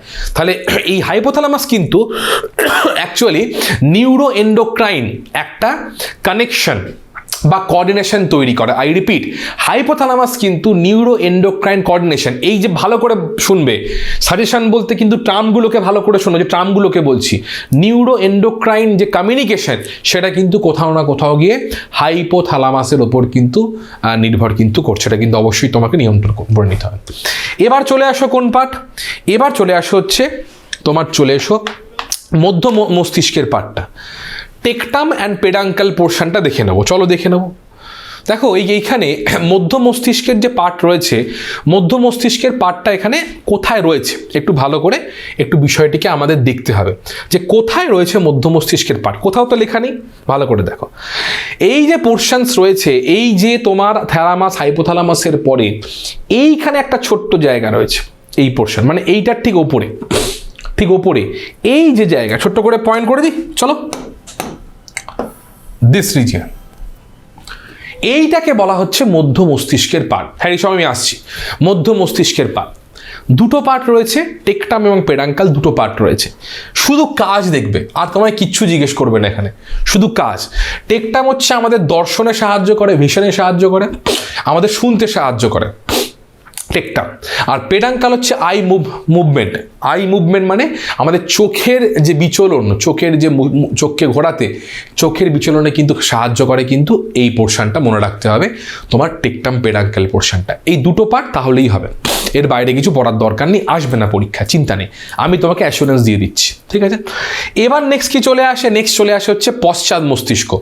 ভীষণ গুরুত্বপূর্ণ পার্ট দেখে যাবে এই পোর্শনে। সেটা হচ্ছে যে পশ্চাৎ মস্তিষ্কের দুটো পার্ট, মেটেনসেফালন, মাইলেনসেফালন। পশ্চাৎ মস্তিষ্কের দুটো পার্ট, মেটেল মাইলেন। এর মধ্যে কি পড়ে? এর মধ্যে পড়ে হচ্ছে সেরিবেলাম মানে লঘু মস্তিষ্ক, আর পন্স আর মাইলেনসেফালন হচ্ছে মেডুলা অবলঙ্গটা মানে সুষুম্না শীর্ষক। চলো দেখবো এবার মেটেনসেফালন পোর্শনটা কোনটা। দেখো, লঘু মস্তিষ্ক এবং পন্স, ভালো করে দেখবে। দিস ইজ লঘু মস্তিষ্ক রয়েছে, এটা পন্স রয়েছে, মানে এই দুটো পোর্শন যেটা নিয়ে, ঠিক আছে, এই দুটো পোর্শন নিয়েই হচ্ছে তোমার মেটেনসেফালন বা পশ্চাৎ মস্তিষ্কের পার্ট। কিন্তু দুটো নয়, আর একটা পোর্শনও আছে তলায়, এই যে মেডুলা অবলঙ্গাটা, তার মানে পন্স, মেডুলা অবলঙ্গাটা অ্যান্ড হচ্ছে সেরিবেলাম। লঘু মস্তিষ্ক, মেডুলা সুষুম্না শীর্ষক আর পন্স একসাথে নিয়ে হচ্ছে পশ্চাৎ মস্তিষ্কের পার্ট কিন্তু রয়েছে।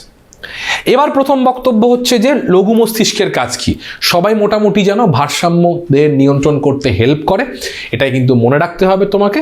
এবং কোথাও না কোথাও গিয়ে ভারসাম্যটা কিন্তু আমাদের এই অন্তঃকরণের মাধ্যমে কিন্তু নিয়ন্ত্রিত হয়, ব্যাস, আলাদা করে নেই। কিন্তু এবারের পরীক্ষার জন্য যেটা আমার সাজেশন যেটা বলছে এই পোর্শনে, যে আমাদের পন্সের গল্পটা কিন্তু ভীষণ ভীষণ গুরুত্বপূর্ণ। এই যে পন্স রয়েছে, পন্স কিন্তু আমাদের একটা বিশাল বড় সড়ো কাজ করে, ঠান্ডা মাথায় ভালো করে দেখে যাচ্ছ। পন্সের জায়গাটা কি রয়েছে এখানে? পন্স আমাদের শ্বাসক্রিয়াকে নিয়ন্ত্রণ করে। ঠান্ডা মাথায় ভালো করে খাতায় নোট করে নাও, মাথায় নোট করে নাও। আমাদের শ্বাসক্রিয়াকে নিয়ন্ত্রণ করতে কিন্তু পন্স সাহায্য করে, আমাদের লালাক্ষরণ করতে কিন্তু পন্স সাহায্য করে, এইটা তোমাকে মনে রাখতে হবে। তো শ্বাসক্রিয়া নিয়ন্ত্রণ, তার সাথে কিন্তু লালাক্ষরণ, তার সাথে কিন্তু মূত্রত্যাগ, ইউরিন ডিসচার্জ, এটা কিন্তু পন্স নিয়ন্ত্রণ করে। একটু করে কিন্তু অবশ্যই পন্সের কাজটা ভালো করে দেখে যাবে। পন্স এবারের পরীক্ষার জন্য গুরুত্বপূর্ণ, ঠিক আছে। কোথায় আসতে পারে? 2 নম্বরের প্রশ্নে না, কলাম ম্যাচিংয়ে দেবে, কলাম ম্যাচিংয়ে দেবে, কলাম ম্যাচিংয়ে দেবে, এটা কিন্তু অবশ্যই তোমাকে মনে রাখতে হবে। কলাম ম্যাচিংয়ে দেবে, এটা তুমি দেখে যাচ্ছ, ঠিক আছে। আমি তোমাকে প্যাটার্ন বলছি, কোন জায়গায় প্রশ্ন ঢুকতে পারে, কলাম ম্যাচিং মিলিয়ে নিও। যদি আসে কলাম ম্যাচিংয়েই আসবে একদম, রেড টু ডট বেশি ওই মূত্র তোমার নির্গমনের ক্ষেত্রে। আর রয়েছে পরে মেডুলা অবলঙ্গাটা, এই পোর্শনটা কি দেখে নেবে, এই জায়গার পোর্শনটা, সেটা হচ্ছে যে এখানে এই পোর্শনটা হচ্ছে সুষুম্না শীর্ষক, মানে মস্তিষ্কের সঙ্গে সুষুম্না কাণ্ডটা কানেক্টর হিসেবে কাজ করে। এও লালাক্ষরণে সাহায্য করে, এও স্পাইনাল কর্ডের সাথে একটা কিন্তু কানেকশন রক্ষা করে, এবং তার সাথে নেক্সট পয়েন্ট, এ কিন্তু আমাদের ঘর্ম নিঃসরণ, ঘাম নিঃসরণে কিন্তু খানিকটা হলেও কন্ট্রোল মেকানিজম কিন্তু দেখায়। এটা কিন্তু অবশ্যই তোমাকে মনে রাখতে হবে। ঠিক আছে। হাইপোথ্যালামাস ইউরিন ডিসচার্জকে কন্ট্রোল করে কি এডিএইচ ক্ষরণ করে? এডিএইচ ক্ষরণ করে, ওটা মানে ইনডিরেক্টলি করতে পারে। মানে এডিএইচ যেহেতু তোমার রক্ত প্রেশারকে বাড়ায় ভায়া ভ্যাসো কনস্ট্রিকশন, ঠিক আছে, এই ভ্যাসো কনস্ট্রিকশন বা ব্লাড প্রেশারকে যখন বাড়ানোর ক্ষেত্রে ওই রেসপেক্টে ইনডিরেক্টলি খানিকটা কন্ট্রোল করতে হেল্প করে ওখানে, ঠিক আছে। ওকে, হার্টবিট কন্ট্রোল করে বলতে পারো, অসুবিধে কিছু নেই, কিন্তু মেন কাজগুলো দরকার, কাজ অনেক আছে।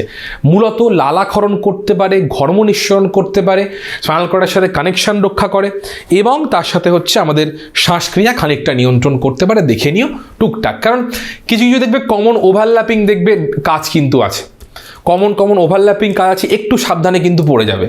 যখনই দেখবে ওভারল্যাপিং কাজ রয়েছে একটু সাবধানে পড়বে, চেষ্টা করবে দুটোই লিখে দেওয়ার তোমাদের বই অনুসারে। কি বলবে? দুটোই লিখে দেওয়ার বই অনুসারে। যে বই কেন বই অনুসারে লিখতে বলছি, বইটা হচ্ছে প্রুফ তোমার কাছে, দেখুন লেখা ছিল, এটা লিখেছি।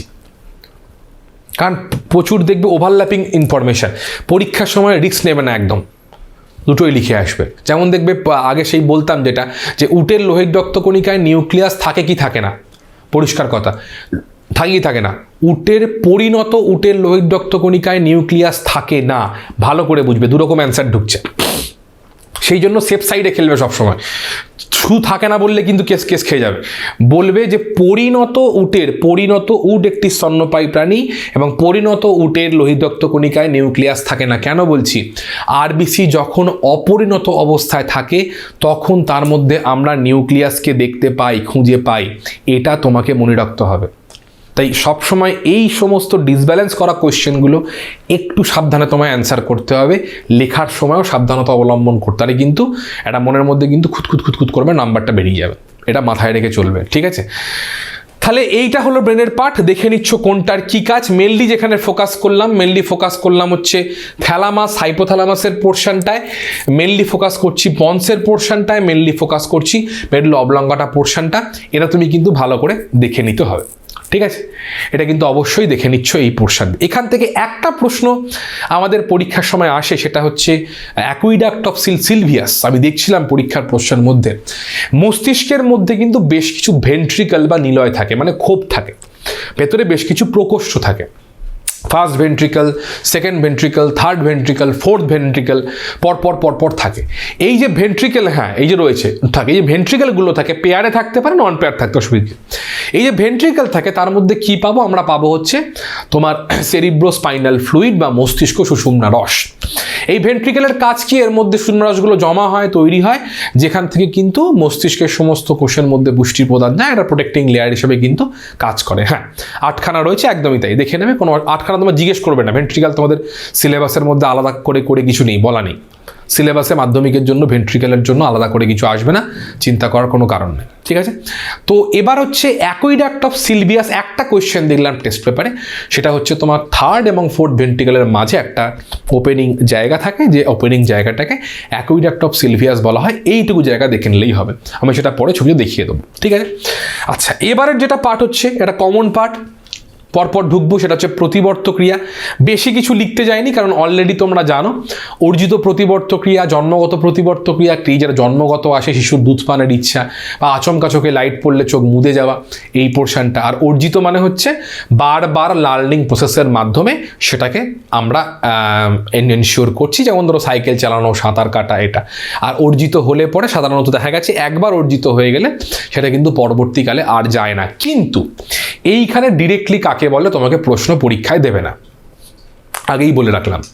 তোমাকে প্রশ্ন দিতে পারে শর্তাধীন বা শর্ত সাপেক্ষ অর্জিত প্রতিবর্ত ক্রিয়া কি হতে পারে, বা এরকম হতে পারে এই বিষয়টা যে তোমাকে আচমকা একটি কুকুর তাড়া করলো, বা তোমার বন্ধু বা তোমার সামনে আচমকা একটি বেলুন ফাটলো, একটা আচমকা বেলুন ফাটলো, এই সময় তোমার দেহের মধ্যে কোন কোন প্রতিবর্ত ক্রিয়া সৃষ্টি হবে? বোঝাতে পারলাম কোয়েশ্চেনটা? তোমার সামনে আচমকা একটি বেলুন বা একটি চকলেট বোম ফাটলো, এই মুহূর্তে তোমার শরীরের মধ্যে কোন কোন প্রতিবর্ত ক্রিয়া সৃষ্টি হবে? কোয়েশ্চেনটা খাতায় লিখে নাও, আমি কিন্তু প্যাটার্ন অ্যানালিসিস করে দিচ্ছি কিরম কোয়েশ্চেন আসতে পারে। এই কোয়েশ্চেনের উত্তর লেখাটা কি? উত্তর লেখা খুব সহজ, কিন্তু উত্তরটা লিখে একটু বাড়িতে পয়েন্ট করে লিখে রেডি করে নিও, তাহলে কিন্তু ভীষণ সমস্যার মধ্যে কিন্তু পড়বে। আর যারা কোয়েশ্চেন লিখছো, যদি কেউ দেখাতে চাও আমাকে অবশ্যই পাঠাতে পারো, নক করতে পারো, আমি অবশ্যই চেক করে দেবো কীভাবে উত্তরটা লিখতে হবে কি না লিখতে হবে, এইটা মানবে। দ্বিতীয় প্রশ্ন হচ্ছে এই যে লিখেছে প্রাত্যহিক জীবন পরীক্ষার জন্য ভীষণ গুরুত্বপূর্ণ। আবার দেখো, আমি কিন্তু কখনোই বলছি না কাকে বলে পড়তে, কখনোই কিন্তু বলছি না উদাহরণ পড়তে, কারণ জানি এগুলো আসবে না। আসবে প্রাত্যহিক জীবনের প্রতিবর্ত ক্রিয়ার গুরুত্ব। অন্ততপক্ষে 4টে পয়েন্ট ভালো করে নিন, অন্ততপক্ষে 4টে পয়েন্ট ভালো করে রেডি করে যাবে প্রাত্যহিক জীবনে। আচমকা পায়ে কাঁটা ফুটলে, আচমকা চোখে আলো এসে পড়লে, আচমকা আমাদের হর্নের আওয়াজ শুনতে পেলে, আমাদের সাইকেল চালানোর ক্ষেত্রে, ঠিক আছে, আমাদের সুইমিংয়ের ক্ষেত্রে, আবৃত্তির ক্ষেত্রে, কোনো কিছু মনে করার ক্ষেত্রে অবশ্যই, বা কোনো জায়গায় খেতে গেলে বিরিয়ানি দেখলেই আমাদের একটা মানে লাল ঝোল পড়বে, এরকম ব্যাপার। এই ক্ষেত্রে অন্ততপক্ষে 4টে পয়েন্ট লিখে ভালো করে রেডি করবে। প্রাত্যহিক জীবনে প্রতিবর্ত ক্রিয়ার গুরুত্ব ঠান্ডা মাথায় ভালো করে দেখে যাচ্ছ, কাকে বলে পড়তে লাগবে না, ঠিক আছে। বড় জোর কলাম ম্যাচিং দিতে পারে, ইজি, ওটা নিয়ে আমার চাপ নেই। এইটুকু ভরসা তোমাদের ওপর আছে, এইটুকু ভরসা তোমাদের ওপর আছে। যারা কোয়েশ্চেন অ্যান্সার পাঠাতে চাও আমাকে, যারা আমার সাথে ডিরেক্টলি কানেক্টেড আমাকে পাঠাতে পারো, বা যারা মেন্টারকেও পাঠাতে পারো, ভাইয়া মেন্টার আমার কাছে চলে আসবে কোয়েশ্চেনটা, ঠিক আছে। চলো এবার হচ্ছে আই স্ট্রাকচার। দেখো আই স্ট্রাকচারের ক্ষেত্রে আমরা শর্ট কোয়েশ্চেন বলেছি, দেখাবো ছবিটা। আই স্ট্রাকচারের কিন্তু আমাদের খাদ্যনালী হবে, এখানে হাঁচি হবে, কাশি হবে, এগুলো দুটোই হবে, কোনো অসুবিধা নেই। 4টে থেকে 5টা পয়েন্ট রেডি করবে, তাহলেই হবে। এইবার আই স্ট্রাকচারের ক্ষেত্রে প্রথম কথা হচ্ছে, তোমার যেহেতু আই আগের বারে চলে এসেছে, এটাকে তোমাকে ড্র করার এখন বিশেষ প্রয়োজন নেই, এই নিয়ে চিন্তা করার কিছু নেই। কিন্তু এখান থেকে ছোট প্রশ্ন তোমাকে আসতে হবে। কোন কোন কোয়েশ্চেন আমি তোমাকে হবে, অসুবিধা নেই, বলে দিচ্ছি, নোট করো খাতায়। আই স্ট্রাকচারের ক্ষেত্রে প্রতিসারক মাধ্যম কোনগুলো, দেখবে টেস্ট পেপারে ছত্রে কোয়েশ্চেনটা দেয়, প্রতিসারক মাধ্যম এখানে কোন কোনগুলো। তোমাকে আইরিস দিল, তোমাকে কর্নিয়া দিল, ঠিক আছে, তোমাকে লেন্স দিল, তোমাকে ভিট্রিয়াস হিউমার দিল, প্রতিসারক মাধ্যমগুলো কোনগুলো, এখান থেকে কোয়েশ্চেন ঢুকতে পারে। দ্বিতীয় কোয়েশ্চেন হচ্ছে অন্ধবিন্দু কি পীতবিন্দু কি। পীতবিন্দু তোমার হচ্ছে ফোবিয়া সেন্ট্রালিস স্পট, ইয়েলো স্পট বলা হয়, যেখানে কিন্তু আমরা কি পাবো, অনলি কোন সেল পাবো। কি বললাম, পীতবিন্দুর মধ্যে যেখানে সব থেকে বেশি আমাদের ভিজিবিলিটি সব থেকে ভালো হয়, ক্রিস্টাল ক্লিয়ার হয়, সেখানে কিন্তু অনলি কোন সেল আমরা কিন্তু পাই, এবং সেখানে কিন্তু আয়োডোপসিন বলে একটি পিগমেন্ট থাকে, যা কিনা আমাদের আরও বেশি করে ভিজনকে দেখতে সাহায্য করে রেটিনার ওপরে। এটা তোমাকে পড়তে হবে, এটা হলো দ্বিতীয় কথা। নেক্সট কোয়েশ্চেন কি, নেক্সট কোয়েশ্চেন হচ্ছে তোমার কত ভাগ তোমার হচ্ছে অগ্রপ্রকোষ্ঠ, মানে অ্যাকুয়াস হিউমারের জন্য, মানে লেন্সের আগের কত পোর্শন আর লেন্সের পরের কত পোর্শন। লেন্সের আগে অ্যাকুয়াস হিউমারের জন্য থাকে হচ্ছে তোমার 1/4 বা 1/5 বলতে পারো, বা 1/6 বলতে পারো, দেখবে লেখা আছে কোয়েশ্চেন দেয় 1/6 পোর্শন। আর লেন্সের পরে ভিট্রিয়াস হিউমার পুরো চেম্বারটা হচ্ছে, সেটা হচ্ছে 5/6 পোর্শন থাকে। এটুকু তুমি ছোট ছোট কোয়েশ্চেন দেখে নেবে, ঠিক আছে। রড সেল মেনলি হচ্ছে রাতের বেলা দেখতে সাহায্য করে, এবং প্রাণী দেহের চোখের মধ্যে রড সেল বেশি থাকার জন্য নিশাচর প্রাণীরা খুব সহজেই রাতের মধ্যে দেখতে পায়। রড সেলের মধ্যে কোন পিগমেন্ট থাকে, থাকে হচ্ছে রোডোপসিন পিগমেন্ট, এটা তোমাকে মনে রাখতে হবে। রেটিনার মধ্যে প্রচুর স্নায়ুকোষ থাকে, এই স্নায়ুকোষগুলো একসাথে অপটিক নার্ভের মাধ্যমে কোথায় পৌঁছায় না, মস্তিষ্কের সেরিব্রাল কর্টেক্সের মধ্যে পৌঁছায়। টুকরো টুকরো টুকরো টুকরো পার্টগুলোকে তুলতে হবে। বোঝাতে পারলাম, আইয়ের ক্ষেত্রে ছবির বিশেষ প্রয়োজন নেই, টুকরো টুকরো পার্টের কাজগুলোকে তোমাকে তুলতে হবে। বিশেষ করে পীতবিন্দু, অন্ধবিন্দু, এই পোর্শনের কাজটা ভালো করে দেখে যাচ্ছ, প্রতিসারক মাধ্যম কোনগুলো ভালো করে দেখে যাচ্ছ, এটা ভীষণ দরকার। কাজগুলোই ইম্পর্টেন্ট, আর কিছু দরকার নেই। কিন্তু এর সাথে এবারের মাধ্যমিকের হট টপিক, এবারের মাধ্যমিকের হট টপিক হচ্ছে অ্যাকোমোডেশন পার্ট, আই অ্যাকোমোডেশন। না পড়ে পরীক্ষা দিতে যাবে না, না পড়ে পরীক্ষা দিতে যাবে না। আবার বলছি, বারবার বলছি, না পড়ে পরীক্ষা দিতে তুমি কিন্তু যাবে না। বাড়িতে লিখে এঁকে রেডি করে রাখবে এই কোয়েশ্চেনটা। এর থেকে তুমি একটা কোয়েশ্চেন পাচ্ছই পাচ্ছ, গ্যারেন্টিড পাচ্ছ। আই অ্যাকোমোডেশন বা চোখের উপযোজনগুলো কি, দূরের বস্তু দেখার ক্ষেত্রে, কাছের বস্তু দেখার ক্ষেত্রে।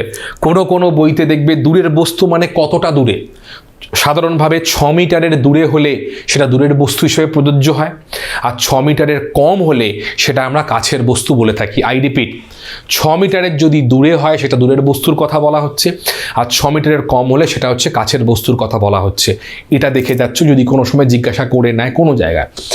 দ্বিতীয় কথা হচ্ছে যে দূরের বস্তুটা হচ্ছে কি হয়, প্রথম বক্তব্য হচ্ছে যে কোনো ক্ষেত্রে আমার যদি চোখের স্ট্রাকচার এইটা হয় এবং আমার চোখের মধ্যে যদি এইটা হয় তার রেটিনা পোর্শন, তাহলে আমার বক্তব্য হচ্ছে আমাকে লাইটকে কোথায় ফেলতে হবে, আমাকে লাইটকে রেটিনাতে ফেলতেই হবে। নিয়ম হচ্ছে এইটা, ঠিক আছে, আমাকে রেটিনাতে কিন্তু ফেলতেই হবে। যদি 35 সেন্টিমিটার থাকে অসুবিধে কিছু নেই, যার যেরকম বইতে আছে দেখে যাও। আমি এখানে 6 মিটারের রেসপেক্টে দেখেছি রয়েছে, যদি মনে হয় জাস্ট দেখে যাও, যার যা বইতে আছে দেখে যাও, আপাতত দেখে যাও, তারপর বলে দেবো, অসুবিধা নেই, ঠিক আছে। তো মেন কাজ হচ্ছে, উপযোজনের মেন কাজ হচ্ছে লাইটকে কনসেন্ট্রেট করিয়ে এক জায়গায় ফোকাস করে। দেখবে অলরেডি দেখবে রোহিত স্যার তোমাদের তো লেন্স পরিয়ে দিয়ে জানা অলরেডি বুঝে গেছো, উত্তর লেন্সের গল্প, লেন্স সেখানে উত্তর লেন্স হিসেবে থাকে, তাকে কন্ট্রোল করি রেটিনার উপর ফেলা। এইটা ফেলার জন্য কি দরকার হয়, যখন দূরের বস্তু থেকে যখন লাইট আসে, ভালো করে বুঝবে, যত দূর থেকে লাইট আসবে মানে তত লাইট স্প্রেড করবে, স্ক্যাটার্ড হবে, ছড়িয়ে পড়বে। অর্থাৎ কাছাকাছি হলে যে স্ট্রেট লাইনে যাবে লাইট স্ট্রেট লাইনেই যায়, কিন্তু মাঝখানে যদি কোনো বাধা পড়ে সে সেখান থেকে প্রতিফলিত হয়ে যায়, পরিষ্কার কথা। তো যত দূর থেকে আসবে ছড়িয়ে আসবে, তাকে ক্যাপচার করার জন্য লেন্সকে আমার একটুখানি পাতলা বা লম্বা হতে হবে। কেন? লেন্স ছোট হলে তার কিন্তু টেকনিক্যালি তার লেন্থটা গেল কমে, তার লেন্সের যে লেন্থ গেল কমে, তার লাইটগুলো কিন্তু পাশ থেকে বেরিয়ে যাওয়ার সম্ভাবনা আছে বেশি। লেন্স পাতলা হলে, লম্বা হলে সে কিন্তু বেশি লাইটকে কভার করতে পারবে, বেশি লাইটকে তার মাধ্যমে কিন্তু পাস করাতে পারবে। এটাই হলো গল্প। তাহলে কি হবে, সিলিয়ারি মাসেলটা রিল্যাক্স হয়ে যায়। রিল্যাক্স মানে কি, ওপর দিকে উঠে আসবে মাসেল, তাহলে লেন্স কি হবে, লেন্স কিন্তু পাতলা লম্বা হয়ে যাবে। লেন্স পাতলা মানে লেন্সের একটা দেবে বইতে লেখা থাকে লেন্সের বক্রতা কমে যায়। কি বলবো, মাসেললেস হলে লেন্স পাতলা হয় মানে লেন্সের বক্রতা কমে যায়, তার জন্য ফোকাল লেন্থ বেড়ে যায়। যত আমি লেন্সকে লম্বা করব, পাতলা করব, মানে তার এখানে তার যে মাঝের যে ব্যাসটা কমে যায়, তাহলে কিন্তু ইজিলি অনেক দূর পর্যন্ত কিন্তু আমার লাইটটা গিয়ে ফোকাল পয়েন্টে পড়বে। আমার উদ্দেশ্য, চোখের উদ্দেশ্য হচ্ছে লাইটটা কোথায় ফোকাস করা, রেটিনার মধ্যে ফোকাস করা, কারণ ওখানেই আমাদের রড সেল, কোন সেল কিন্তু আছে। এটা মনে রাখতে হবে তোমাকে। তাহলে এটা দেখে নিচ্ছ, মাসেল রিল্যাক্স, লেন্স পাতলা হয়, ফোকাস যোগের বৃদ্ধি এবং আলো রেটিনায় আপতন। এক্ষেত্রে অ্যাকোমোডেশন হচ্ছে দূরের বস্তুর ক্ষেত্রে। আর কাছের বস্তুর ক্ষেত্রে হচ্ছে সিলিয়ারি মাসেল কন্ট্র্যাক্ট, মানে আবার উল্টো হয়, সংকোচন। লেন্স মোটা হয় মানে তার বক্রতা বৃদ্ধি পায়, লেন্সের বক্রতা হ্রাস পায়, লেন্সের বক্রতা বৃদ্ধি পায়, মোটা হয়ে যায়, তখন ফোকাস দৈর্ঘ্য কমে আসে, মানে কি, এবং আলো রেটিনায় এসে পড়ে। দু ক্ষেত্রেই কিন্তু আলো রেটিনায় এসেই পড়বে, এটা তোমাকে মাথায় রাখতে হবে। দু ক্ষেত্রেই আলো কিন্তু রেটিনায় এসেই কিন্তু পড়বে। অবশ্যই তুমি এখানে দেখে নিচ্ছ, এইটা ভালো করে দেখে লিখে নিচ্ছ। এইবার লাস্ট যে পোর্শনটা আছে দেখে নেবে। লাস্ট রয়েছে কয়েকটা রোগের কথা অবশ্যই তোমাকে দেখতে হবে। রোগের জন্য ছোট প্রশ্ন, কলাম ম্যাচিং, সত্য মিথ্যা বা 2 নম্বরের প্রশ্ন, ঠিক আছে, এটা কিন্তু মনে রাখতে হবে। ছবি ড্র, হ্যাঁ ছবি তোমাকে ড্র একটু করতে হবে। এখানে ছবি ড্রটা দেখিয়ে দেবো, চিন্তা নেই, যে ছবিগুলো ড্র করতে হবে সব দেখিয়ে দেবো, এঁকে দেখিয়ে দেবো, একটু ওয়েট করে যাও, দেখিয়ে দেবো। মায়োপিয়ার কথা, মায়োপিয়ার ক্ষেত্রে কি হয়, মায়োপিয়ার ক্ষেত্রে সহজ করে যেটা বলা যেতে পারে সেটা হচ্ছে, মায়োপিয়ার ক্ষেত্রে আমরা কি করতে পারি না, আমাদের এটা হয় দূরের বস্তুকে দেখতে পায় না, কাছের বস্তুকে দেখতে পায়। তাই তো বলবে হ্যাঁ কি না, ইয়েস অর নো প্রত্যেকে বলবে। দূরের বস্তুকে আমরা দেখতে পাই না, মায়োপিয়া, ঠিক আছে। দূরের বস্তুকে আমি দেখতে পাই না, নিকট বস্তুকে আমি দেখতে পাই। দূরের বস্তুকে দেখতে পাই না, নিকট বস্তুকে দেখতে পাই। দূরের বস্তুকে দেখতে পাই না কেন, এর ভালো করে বুঝতে হবে। দেখো, নিকট বস্তুর ক্ষেত্রে এটা কমন সেন্স যায়, ভালো করে কথা বলুন। নিকট বস্তু মানে লেন্স হচ্ছে এইরকম, বক্রতা বৃদ্ধি। দূরের বস্তু মানে লেন্স হচ্ছে পাতলা, বক্রতা হ্রাস, ঠিক। তার মানে এখান থেকে লাইট মানে কি হবে, যদি তোমার কাছের বস্তু হয়, বলো কাছের বস্তু মানে লাইটটা এখানে ফোকাস পড়বে, কমন সেন্স। আর দূরের বস্তু হচ্ছে লাইটটা এখানে ফোকাস পড়বে। বললাম, বলো ঠিক বললাম কি না, বলবে হ্যাঁ কি না, ঠিক কি না, ঠিক কি না, বলি ইয়েস স্যার। তাহলে মায়োপিয়ার ক্ষেত্রে কি হয়, মায়োপিয়ার ক্ষেত্রে বলছে নিকট বস্তুটা ভালো করে দেখা যায়। তার মানে কি, নিয়ার ভিশন এখানে, মানে কি হয় ভালো করে বুঝবে। নিকট বস্তু ভালো করে কেন দেখা যায় এই পোর্শনটা, এটা হচ্ছে এইখানে হলো রেটিনা, ভালো করে শুনবে। রেটিনা হচ্ছে এইখানে, ঠিক আছে, রেটিনা হচ্ছে এইখানে, এই জায়গাটা হচ্ছে রেটিনাল পোর্শন। ঠিক আছে, এবার চলে আসো এই পোর্শনটা দেখি, ভালো করে দেখব। মায়োপিয়ার ক্ষেত্রে দূরের বস্তু ভালো করে দেখতে পাবো না, নিকট বস্তু দেখতে পাবো। এইবার যে বিষয়টা, এটা নর্মাল জায়গা, চলে এসো। মায়োপিয়ার ক্ষেত্রে কি হয়, তোমার যে রেটিনার যে লেন্সের পোর্শনস বলো বা অক্ষিগোলকের যে আকার, অক্ষিগোলকের আকার একটুখানি তোমার অ্যাবনর্মালিটি হিসেবে আমরা দেখতে পাই। অর্থাৎ রেটিনার আলোটাকে পড়ার কথা হচ্ছে এই জায়গাটাতে, সেটা পড়ছে হচ্ছে কাছে, সেটা পড়ছে হচ্ছে কাছে। এবার কাছে পড়ার জন্য কেন সে দেখতে পাবে, কারণ এখানে যদি ফোকাল পয়েন্ট কাছে হয়, কোথাও না কোথাও গিয়ে কিন্তু সেখান থেকে ফোকাল পয়েন্ট গিয়ে আবার সেই পোর্শনে কিন্তু চলে আসবে এই পোর্শনটাতে। তো যেহেতু আমার রেটিনার থেকে একটু কাছে এসে প্রতিবিম্বটা তৈরি হচ্ছে, সেই কারণে সে কিন্তু কাছের দৃষ্টিটা খানিকটা হলেও সে দেখতে পাচ্ছে। খুব একটা প্রপার দেখতে পাবে তা কিন্তু নয়। কিন্তু যখনই দূরের বস্তুর কাছে যাচ্ছে না, দূরের বস্তুর ক্ষেত্রে কি হবে, রেটিনা আমার যতই এখানে থাক, দূরের বস্তুর ক্ষেত্রে সমস্যা যেটা আমরা দেখতে পাবো, ভালো করে শুনবে, যে এইখানে আমাদের রেটিনা চলে আসবে এই পোর্শনটায়, এটারই আমি মায়োপিয়াটাই বলছি, রেটিনা চলে আসবে এই জায়গাটাতে। তাহলে এমন একটা ওভারল্যাপিং কন্ডিশনের লাইটটা এসে এখানে পিন পয়েন্ট করবে, সেখানে কিন্তু আমার দূরের বস্তুকে খুব ভালোভাবে সে বুঝতে পারবে না, পারবে না তো না, খুব একটা ক্লিয়ার হবে না ছবিটা। তাহলে মায়োপিয়ার ক্ষেত্রে হচ্ছে নিকট বস্তু সে পরিষ্কার করে দেখতে পায়, আর দূরের বস্তু কিন্তু ভালোভাবে সে কিন্তু দেখতে পাবে না। কেন, রেটিনার সামনে কিন্তু মোদি এসছে আমি জানি। ঠিক আছে, এইটা। আর এটাকে কারেকশন করার জন্য আমরা কি ধরনের চশমা ব্যবহার করব বলে ফেলো প্রত্যেকে। এটাকে কারেকশন করার জন্য আমরা অবতল লেন্সযুক্ত চশমা ব্যবহার করব, ঠিক কি না? এটাকে অবতল লেন্সযুক্ত, মানে কিসের পাওয়ার দেখবে লেখা আছে মাইনাস পাওয়ার, একদম অবতল লেন্স এবং মাইনাস পাওয়ারের চশমা ব্যবহার করব। এটা কিন্তু অবশ্যই তোমাকে দেখে রাখতে হবে এই পোর্শনটাতে।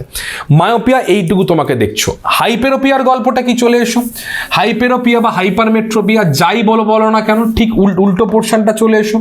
অর্থাৎ এখানে দূরের বস্তু ভালো করে দেখতে পায়, কিন্তু নিকট বস্তু ভালো করে দেখতে পায় না। কেন দেখতে পায় না, এইখানে হচ্ছে এই কন্ডিশনটা হয়, আমার যেখানে আলো এতটাই প্রতিফলিত হয়ে গিয়ে দূরে গিয়ে পড়ে, মানে রেটিনা ভেদ করে গিয়ে পড়ে। তাহলে ফোকাল পয়েন্ট রেটিনা থেকে যদি অনেক দূরে হয়, তাহলে টেকনিক্যালি এইখানে কিন্তু যে ছবিটা আমরা দেখতে পাবো সেটা অস্পষ্ট হবে।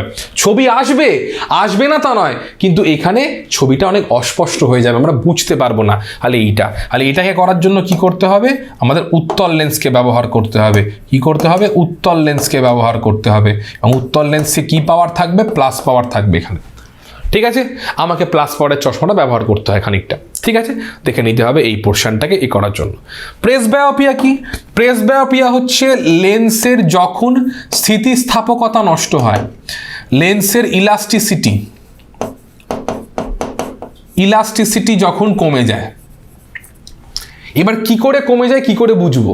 তুমি একটা চাইলে তুমি একটা বাড়িতে টেস্ট করতে পারো। ধরো তুমি একটা ফোন রয়েছে, ধরো সামনে স্ক্রিন রয়েছে, ধরো সামনে দেওয়াল, এখানে হচ্ছে ফোন।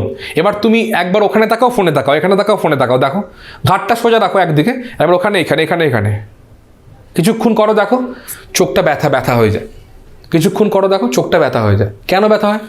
দুটো কারণে হয়। এক, আমাদের হচ্ছে অক্ষির যে মাসেল সেটা বারবার সঞ্চালন করে, ব্যথা হয়। আর দুই, যাদের ক্ষেত্রে প্রেসবায়োপিয়া আছে তাদের কিন্তু এই জিনিসটা করতে অনেকটাই অসুবিধা হবে। কেন? তুমি অ্যাট এ টাইম, এক মুহূর্তে, এক পলকে তুমি দূরের জিনিস দেখছো, মানে লেন্সকে তখন পাতলা হতে হচ্ছে, ঠিক তার পরক্ষণে কাছের জিনিস দেখছো, মানে লেন্সকে তখন মোটা হতে হচ্ছে, পাতলা মোটা। এটা কেন হওয়া সম্ভব? লেন্সের স্থিতিস্থাপকতা জিনিসটা বজায় থাকলে তবেই কিন্তু সম্ভব। বাট এই জিনিসটাই এখানে ধ্বংস হয়ে যায়, মানে লেন্স পাতলা মোটা হওয়ার যে স্থিতিস্থাপক যে ফ্রিকোয়েন্সিটা কমে যায়। আর ফ্রিকোয়েন্সি কমে গেলেই কিন্তু কি হবে, যখনই কি হবে, চোখে ব্যথা করবে, চোখ দিয়ে জল পড়বে, পেন হবে। তখন ডাক্তারবাবু দেখে বলবে দুটো পাওয়ারই আছে, মানে আমার দূরেরও দেখতে সমস্যা, কাছেরও দেখতে সমস্যা। তখন ডাক্তারবাবু কি করবে, এইখানে তারা বলবে হচ্ছে বাইফোকাল লেন্স। মানে কিরকম দেখবে, চশমার মধ্যে এরকম একটা জিনিস থাকে, ধরো চশমাটা এরকম হয়, চশমার মধ্যে এরকম একটা গল্প থাকে না, প্রত্যেকে বলবে। তলায় একটা পাওয়ার থাকে, ওপরে একটা পাওয়ার থাকে, দুটো। ওপরেরটা দূরের জিনিস দেখার জন্য, তলারটা কাছের জিনিস দেখার জন্য। বাইফোকাল সমস্যা কেন? লেন্সের স্থিতিস্থাপকতা মানে এই পাতলা হওয়া মোটা হওয়ার ক্ষমতাটা আস্তে আস্তে পুরো ডিস্টার্ব হয়ে গেছে, এটা মনে রাখতে হবে। আর ক্যাটারাক্ট মানে কি? ক্যাটারাক্ট হচ্ছে যদি লেন্সের মধ্যে প্রোটিন জমা শুরু হয়, যদি প্রোটিন জমা শুরু হয় লেন্সের মধ্যে, তখন কি হয়ে যায়? লেন্স হয়ে যায় ঘোলা। আর যখন লেন্স ঘোলা হয়ে যাবে তখন কিন্তু আর বাইরে থেকে আলো ঢুকবে না, তখন তাকে অপারেশন করাতে হবে, তার জন্য নতুন লেন্স বসাতে হবে, এটসেট্রা এটসেট্রা। ব্যাস, ক্যাটারাক্ট মানে চোখের ছানি। এইটুকু তোমাকে দেখে নিতে হবে। যে যে পয়েন্টগুলো বললাম দেখে যাও, এনাফ এই পোর্শন থেকে। কিন্তু হ্যাঁ, যে কটা বড় প্রশ্ন বললাম একটুখানি কিন্তু তোমাকে লিখে রেডি করে যেতে হবে। এই হলো তোমার স্নায়ুতন্ত্রের পার্ট যা তোমাকে পড়তে হবে, ঠিক আছে? এই তোমার স্নায়ুতন্ত্রের পার্ট যা তোমাকে অবশ্যই অবশ্যই করে কিন্তু দেখিয়ে যেতে হবে, ঠিক আছে? চলো, বোঝা গেল? প্রত্যেকে বুঝতে পারলে? প্রত্যেকে যে ক্লিয়ার বিষয়টা কি রয়েছে কি না রয়েছে? যে যে পয়েন্টগুলো বললাম একটু ভালো করে দেখে যাও, এনাফ পরীক্ষার জন্য পেয়ে যাবে, ঠিক আছে? কারণ একটু লেখা প্র্যাকটিস না করলে কি বলো তো, মানে এক হাফ করে নম্বর কাটতে শুরু করবে। এটাকে দেখে নিচ্ছ, ঠিক আছে? প্রাণী স্নায়ুতন্ত্রের পার্ট, ওকে। এবারে আমরা ঝটপট জীবের গমনের পোর্শন, এটা বোর্ড ওয়ার্ক করে নি। কেন?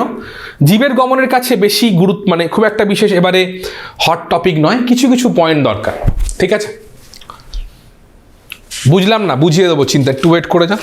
আচ্ছা, এবারের বিষয় হচ্ছে টেস্ট পেপারের ছত্রে ছত্রে কয়েকটা বিষয় আমাদের রয়েছে, ওগুলো তোমাকে পড়তে হবে। কোন কোন পার্টগুলো পড়তে হবে একটু তাড়াতাড়ি যাবো বিষয়টা নিয়ে। হ্যাঁ, একদম ভালো করে শোনো। গমনের ক্ষেত্রে কি পড়বে? নাম্বার ওয়ান যে গল্পটা, পুরোপুরি বোর্ড একটা দরকার নেই, করছি না আপাতত এখানে। কি পড়বে? এক, প্রথম যে বিষয়টা পড়ছো গমনের উদ্দেশ্য, বিভাগ গ এর মধ্যে অনবরত কোয়েশ্চেনের রিপিটেশনস আছে। গমনের উদ্দেশ্য, কেন একটি প্রাণী গমন করবে?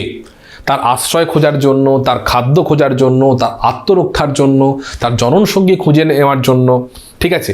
তো কেন গমন করবে? গমনের উদ্দেশ্য অন্তত পক্ষে তুমি 2 থেকে 3 নম্বরের পাটে একবার দেখে যাচ্ছ, এই নিয়ে অসুবিধে কিছু নেই, আশা করি পারবে। সহজ জিনিস, আলাদা করে বলার কিছু নেই। গমনের উদ্দেশ্য 2 থেকে 3 নম্বরের মতো করে কিন্তু পয়েন্ট করে যাচ্ছ। আবার বলবো, আমি ভাই যেটা সহজ করে পড়ার সহজ করেই পড়াবো। এই গমন নিয়ে হাবড়া জাবড়া করে প্রচুর বলে আমার লাভ নেই, সময় নষ্ট। যেটুকু দরকার অতটুকুই দেবো, বেশি পড়ে লাভ নেই। কারণ যদি আবার পুরোটাই পড়তে হয় আমার তাতে লাভের লাভ, কিন্তু নিজেই পড়বে না, আমাকে তো ফিল্টার করতে হবে। এইটুকু গেল। নেক্সট হচ্ছে দেখবে এবার বিভিন্ন ধরনের দেখবে গমনের কথা বলা আছে। যেমন ধরো অ্যামিবার কথা বলা আছে, মানে সিউডোপোডিয়া গমনের কথা বলা আছে, সিউডোপোডিয়া গমনের কথা বলা আছে।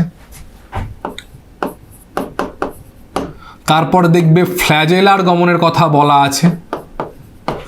তারপর দেখবে সিলিয়ারি গমনের কথা বলা আছে, ঠিক আছে? এটা জাস্ট অনলি রিড, আর কিচ্ছু না। সম্ভাবনা খুব কম, সম্ভাবনা খুব কম, আসার সম্ভাবনা খুব কম। বড় জোর কলাম ম্যাচিংয়ে দিতে পারে, খুব বড় জোর হলে, সম্ভাবনা কম। সিউডোপোডিয়া পার্টটা তাও একটু ইম্পর্টেন্ট জায়গা দাবি রাখে, সিউডোপোডিয়া ফরমেশন পার্টটা, কিন্তু তোমাদের সিলেবাসে যেটুকু ইনফরমেশনস রয়েছে সম্ভাবনা খুব কম। তবু বলবো সিউডোপোডিয়াটা একটু দেখে যাবে। অর্থাৎ কেন দেখে যাবে? যেহেতু মানে একটা অ্যামিবার পোর্শনের বডির মধ্যে এরম একটা গঠন রয়েছে, আঁকার টেকনিক দেখে নাও, এই রয়েছে গমন, নিউক্লিয়াস করে দেবে। এবং ধরো এই যে একটা পোর্শন, এটাই তো সিউডোপোডিয়া হয়। ধরো এটা লম্বা হলো, লম্বা হওয়া মানে কি? লম্বা হওয়া মানে এখানের ভেতরের যে সাইটোপ্লাজম রয়েছে, ভেতরের সাইটোপ্লাজম লম্বা হওয়ার সঙ্গে সঙ্গে কি হলো, এটা মানে যে এক্সটেনশন যখন হলো, যখন প্রবর্ধক তৈরি হয়, সাইটোপ্লাজম এখানে ঢুকতে আরম্ভ করে করে একটা সিউডোপোডিয়াকে তৈরি করে। তৈরি করার পর তার তলায় আঠালো পদার্থ থাকে, আঠালো পদার্থ দিয়ে তলায় আটকে যায়। আটকে যাওয়ার পর এখান থেকে আবার ব্যাকে সামনের দিকে ঢোকে, মানে ব্যাক থেকে সামনে পুশ করে সামনে যায়।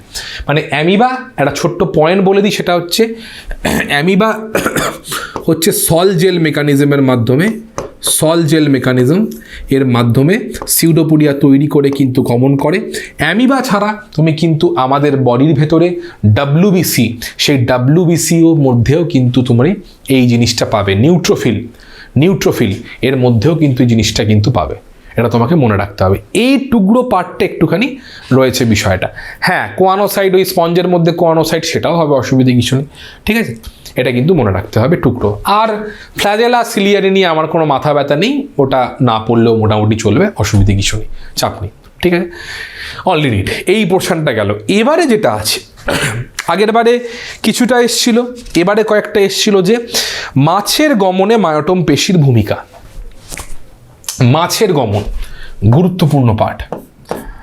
মাছের যখন তুমি গমন পড়ছো, মাছের গমন পদ্ধতি কীরকম দেখো, ঠান্ডা মাথায় ভালো করে শুনবে।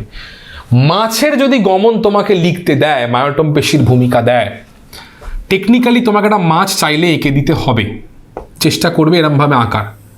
শর্টকাট দেখাচ্ছি, দেখে নাও, হাতি ঘোড়া বড় কিছু দেখাবো না, খালি শর্টকাটটা বোঝানো, এবার আঁকতে হয়।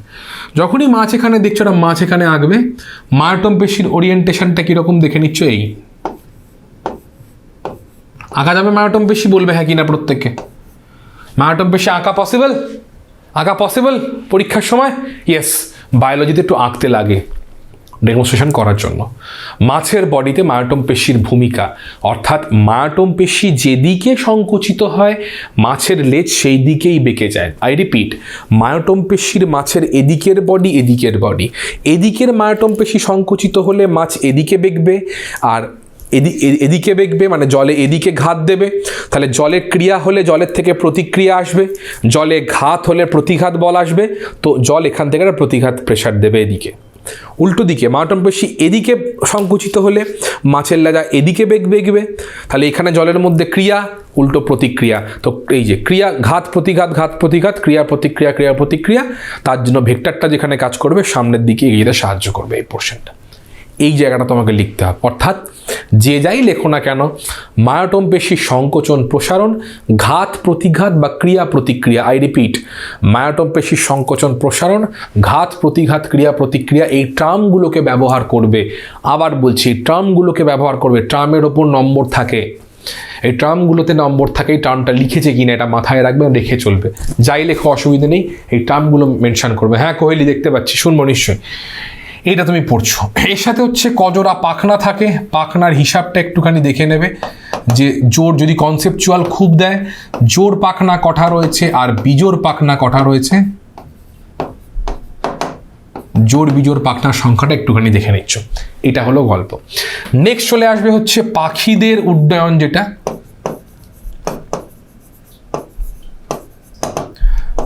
পাখিদের মানে গমন বলতে উড্ডয়নই অ্যাকচুয়ালি।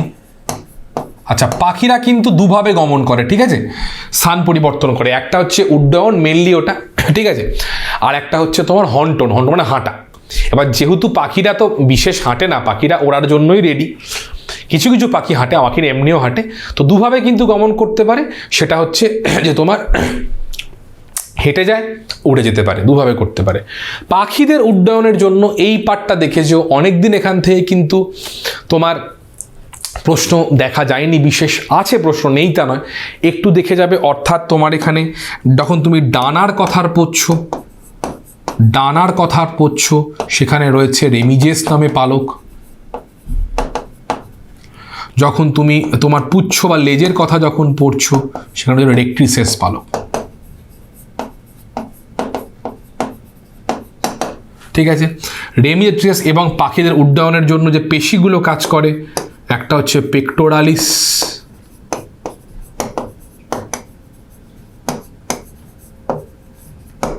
মেজর, পেক্টোরালিস মাইনর, আর হচ্ছে কোরাকোব্রাকিয়ালিস, বলে দেবো, চিন্তা নেই।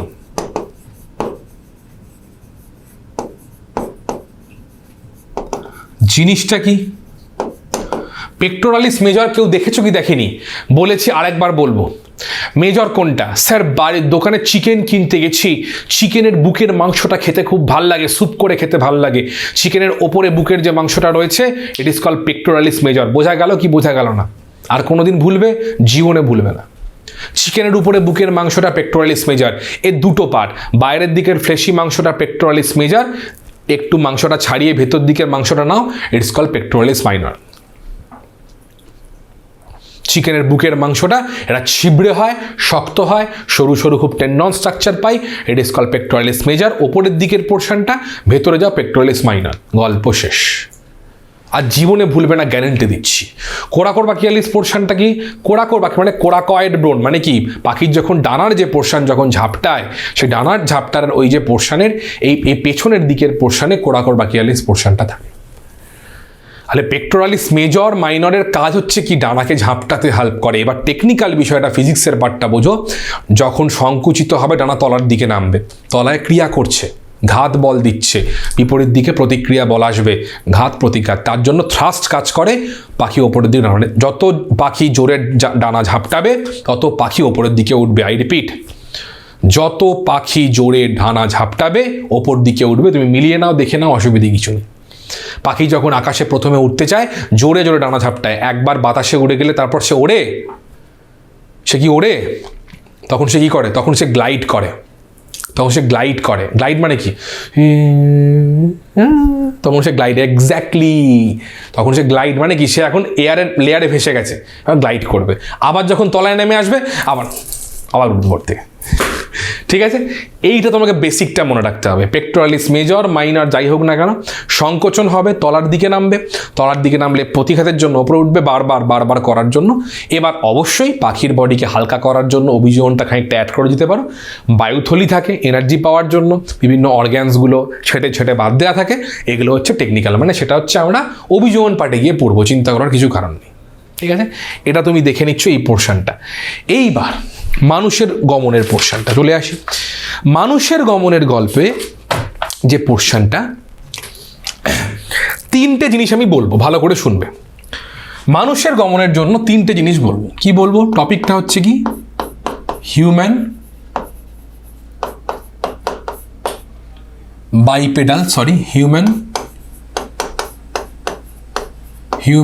বাইপেডাল লোকোমোশন। এখানে সব একটু গুলিয়ে যাওয়ার কোনো কারণ নেই। কি আছে ভালো করে শুনবে। তিনটে জিনিস, এখান থেকে 5 নম্বর না দেবে না, বিভাগ ঘয়ে কোনো প্রশ্ন এখানে দেয় না। 5 নম্বরের প্রশ্ন এখান থেকে দেওয়ার সম্ভাবনা খুব কম। পার্ট কোশ্চেন দিতে পারে, 2 নম্বর দিতে পারে, 5 নম্বর দেবে না।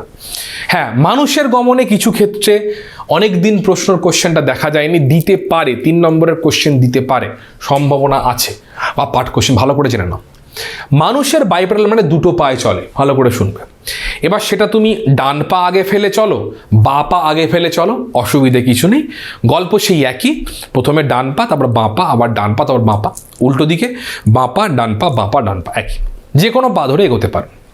এবার ভালো করে বুঝতে হবে তোমাকে এইটা লোকোমোট করার জন্য কি, যদি মানুষের পা এটা হয় তাহলে পায়ের গোড়ালি, মাঝখানটা অনেকের টাচ করে না ম্যাক্সিমাম লোকেদের, তারপর হচ্ছে ডিজিট। ঠিক, গোড়ালি ডিজিট, এই পুরো পায়ের পাতাটাকে ওপরে তোলা দরকার। Common sense. পায়ের পাতা ওপরে তুলতে হবে, পুরো পাটাকে ওপরে তুলতে হবে, তারপর সেটাকে সামনে নিয়ে গিয়ে ফেলতে হবে। আই রিপিট, হাঁটার জন্য, স্থান পরিবর্তন করার জন্য পায়ের পাতাকে মাটি থেকে তোলো, পুরো পাটাকে মাটি থেকে তোলো, সামনে নিয়ে গিয়ে ফেলো। বলো, বোঝাতে পারলাম কি পারলাম না? প্রত্যেকে বলবে ইয়েস অর নো, প্রত্যেকে বলবে। এটা বেসিক জায়গা। পায়ের পাতাকে তোলো, পাকে তোলো, সামনে ফেলো, অল্প শেষ। এবার পায়ের পাতাকে তোলার জন্য কি, ভালো করে দেখবে, ভালো করে শুনছো। ধরো এটা হলো পা, ওই পা জাতীয় কিছু একটা আঁকছি, দেখে নিও। ব্যাঙের পা হতে পারে, মানুষের পা ঠিক নয়, ওই ব্যাঙের পা হতে পারে। ধরো জাস্ট আমি কনসেপ্টটা বোঝাবার জন্য করছি। এটা এলিয়েনের পা হতে পারে, জাস্ট কনসেপ্টটা বোঝাবার জন্য করছি। ঠিক আছে, ধরে নাও এটা কোনো মানুষের, আমার পা নয়, এটা ধরে নাও, পা ধরে নাও, কমসে বোঝাবার জন্য।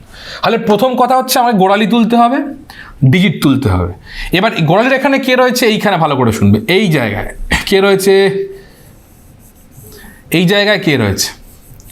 এই জায়গাটা মাসেল, কি মাসেল? তাকে কাফ মাসেল বলা হয়। কি? It is called gastrocnemius. কি বলা হয় একে? একে বলা হচ্ছে গ্যাস্ট্রোকনেমিয়াস। কিচ্ছু নেই, বিশ্বাস করো, পার্টটাতে গ্যাস্ট্রোকনেমিয়াস, এটা গ্যাস্ট্রোকনেমিয়াস রয়েছে। ঠিক আছে, তারপর কি আছে? এই দিকের যে পোর্শন রয়েছে এখানে মাসেল আছে, কি muscle? It is call extensor ডিজিটোরিয়াম।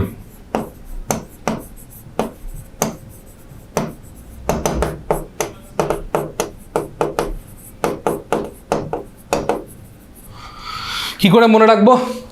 ডিজিটোরিয়াম মানে কি? ডিজিটোরিয়াম মানে হচ্ছে ডিজিট, আঙুলের কথা বলছে। ডিজিট মানে আঙুলের কথা বলছে, ডিজিটোরিয়াম পার্ট। আর তারপরে কি আছে? তারপরে এদিকের যে পার্টটা রয়েছে, ঠিক আছে? এবার কি আছে তোমার? চলে এসো পোর্শনটা, বাইসেপস ফিমোরিস। বুঝতে পারলাম? বাইসেপস ফিমোরিস, তিনটে মাসেল বুঝে গেলে। এবার কমন সেন্স কাজে লাগাও। প্রথমে গোড়ালি উঠবে, তাহলে হাঁটতে গেলে প্রথমে গোড়ালি ওঠে? একটু হেঁটে দেখে নাও একটুখানি, আছে হাত গোড়ালি ওঠে? তাহলে ইয়েস স্যার। তাহলে প্রথমে কি সংকুচিত হবে? স্যার প্রথমে গ্যাস্ট্রোগনেমিয়া সংকুচিত হবে। আচ্ছা, তার জন্য পায়ের গোড়ালি মাটি থেকে উঠে আসবে, ঠিক। তারপর পায়ের গোড়ালির পায়ের আঙুল ওঠে, বলবে পায়ের আঙুল ওঠে গোড়ালির পর, পায়ের আঙুল ওঠে, প্রত্যেকে দেখে নাও হেঁটে, পায়ের আঙুল ওঠে, বলবে ইয়ে। আর নেক্সট সংকুচিত কি হবে? এক্সটেন্সর ডিজিটোরিয়াম। তার মানে পায়ের গোড়ালি উঠলো, আঙুল উঠলো, এবার তার মানে পায়ের পাতা এখন শূন্যে ভাসছে। এক মুহূর্তের জন্য বলো, পায়ের গোড়ালি উঠলো, আঙুল উঠলো, পায়ের পাতা এখন শূন্যে ভাসছে, বলি ইয়েস স্যার। এবার পাকে তুলতে হবে, কি করে করব? স্যার বাইসেপস 3 নম্বর সংকুচিত হবে। আচ্ছা, তো বাইসেপস মাসেল সংকুচিত এখানে হলো, আমি গেল ওপরে উঠে গেল। এবার কি হবে? এবার আমি একটু সামনের দিকে ব্যালেন্সটাকে দেব, তাহলে কি হবে? তোমার পাটা এবার অভিকর্ষের বিপরীতে, মানে অভিকর্ষের জন্য সামনের দিকে আস্তে আস্তে পড়বে। তার মানে সংকুচিত হয়ে পা তোলা পর্যন্ত এই জায়গায় প্রথমে কে সংকোচন হয়? গ্যাস্ট্রোগনেমিয়াস, এক্সটেন্সর ডিজিটোরিয়াম, বাইসেপস ফিমোরিস। ক্লিয়ার হলো কি হলো না প্রত্যেকে বলবে? ক্লিয়ার সবার গায়ে জলের মতো? এরপর আর কোনো ডাউট থাকবে? কোনো ডাউট জীবনে থাকবে না, জীবনে ডাউট থাকবে না। কোন মাসেলকে?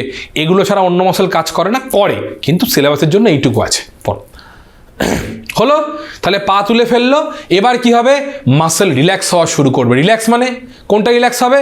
প্রথমে বাইসেপস 1 2 3 এবার উল্টো পথে আসবে। Biceps, gastrocnemius, extension, relax relax relax, এবং তার সাথে অভিকর্ষের টান। তার জন্য পা সামনের দিকে পড়বে। ব্যালেন্স রক্ষা করবে দুটো হাত ব্যালেন্স। কেন? দেখবে স্কুলে স্পোর্টস হতো, বলবে ইয়েস অর নো। স্পোর্টস হতো স্কুলে? হতো তো। কি হতো স্পোর্টসে? বস্তা দৌড়, হাত বেঁধে দিত, হাত থাকতো এরকম, হাত বাঁধতো। দেখবে হাত বাঁধলে ঠেলে ফেলাটা সহজ তো, বলবে হ্যাঁ কি না? হাত কারো বেঁধে দিলে কাউকে ঠেলে ফেলে দেওয়াটা সহজ, দৌড়তে পারে না। কেন? কারণ হাত ব্যালেন্সটাকে বজায় রাখে। হাত বাঁধা থাকলে কিন্তু ব্যালেন্স হবে না, কমন সেন্স। তাহলে আমাদের ব্যালেন্স রক্ষা করতে আমাদের দুটো হাত ইউজ হয়। আমাদের কানের যে অন্তঃকর্ণের ভেতরে, পোর্শনটা ভালো করে দেখবে, আমাদের যে অন্তঃকর্ণের ভেতরে, বলে দেবো আস্তে আস্তে, কর্ণের ভেতরে অন্তঃকর্ণের পোর্শনে থাকে একটা লিকুইড, এন্ডোলিম্ফ বলা হয়, পেরিলিম্ফ বলা হয়। তার মধ্যে ওটোলিথ কণিকা থাকে। এর মানেটা কি? মানে আমাদের অন্তঃকর্ণের ভেতরে শুধু ক্যানাল আছে, ক্যানাল পাইপ সিস্টেম আছে, যার মধ্যে লিকুইড থাকে। সেই লিকুইডটা কি হয়? আমরা ধরো এদিকে বেঁকছি, এরাম হচ্ছি, ওই মুভমেন্টটা ওরা সেন্স করতে পারে। আমি যখন এদিকে বেঁকি, লিকুইডটা চলে যায় এদিকে। আমি যখন এদিকে বেঁকি, লিকুইড চলে যায় এদিকে। কেন? বডিটাকে ব্যালেন্স করার জন্য, যাতে বডিকে একটা সিগন্যাল দেওয়া যেতে পারে যে বডি কোন দিকে মুভ হচ্ছে। তো আমাদেরও হাঁটা চলার সময় কিন্তু ব্যালেন্স করার জন্য এই যে আমাদের বডি মুভমেন্ট হচ্ছে, মানে এই যে হেলছি দুলছি, পুরো জিনিসটা কিন্তু অন্তঃকরণের মধ্যে কিন্তু যায়। সে কিন্তু একটা ব্যালেন্সিং সিস্টেম হিসেবে কিন্তু কাজ করে। যাদের এই ব্যালেন্সটা ঠিকভাবে মানে বিগড়ে যায়, কখন বিগড়ে যায় বলে ফেলি, কখন বিগড়ে যায় বলি, ভালো করে শুনবে। স্যার পাহাড়ি অঞ্চলে বেড়াতে গেছি, কিংবা স্যার গাড়ি চড়তে গিয়ে অনেকের বমি হয়, বলবে হ্যাঁ কি না? অনেকের বমি হয়, অনেকের মাথা যন্ত্রণা করে, হয়তো কেন হয় স্যার? কী কারণে হয় স্যার? কারণ আমি গাড়ির মধ্যে বসে আছি, গাড়িটা গতিশীল হলেও আমাদের সিটটা হচ্ছে স্থিতিজাঢ্য কন্ডিশনে রয়েছি, স্থিতিশীল, তাই তো? এবার আমি যখন বাইরের দিকে তাকাচ্ছি, সে তো মুভ করছে বারবার, মুভ করছে, আঁকছে বাঁকছে হেলছে দুলছে মুভ করছে, আর আমার চোখ দেখতে পাচ্ছে, মানে ভিজুয়াল সেন্স বলছে মুভেবল কন্ডিশন, আর আমার বডি এখানে বলছে না আমি স্থির কন্ডিশনে আছি। একটা ডিসব্যালেন্স হয়ে যায়, হয়ে যায়। চোখ বুঝতে পারছে যে আমার এখানে তো এদিক ঘুরছে ওদিক বাঁকছে, আর মুভেবল কন্ডিশন রয়েছে, মানে আমি সহজ করে বসে নিই, সোজা হয়ে বসিনি, কিন্তু ওদের বডি পশ্চার বলছে সোজা হয়, একটা ডিসব্যালেন্স চলে আসে। ওই জন্য মাথা যন্ত্রণা হয়, বমি হতে। বমি কেন হবে? হঠাৎ করে বমি কেন হতে চেষ্টা করে? বমি হচ্ছে কি, আমাদের যে অটোনমিক নার্ভাস সিস্টেম কাজ করা শুরু করে। আমরা পড়েছি পৌষ্টিকতন্ত্রের মধ্যে স্বয়ংক্রিয় স্নায়ুতন্ত্র কাজ করে, নার্ভাস সিস্টেম কাজ করা, ভেগাস নার্ভ অ্যাক্টিভেটেড হয়ে যায়।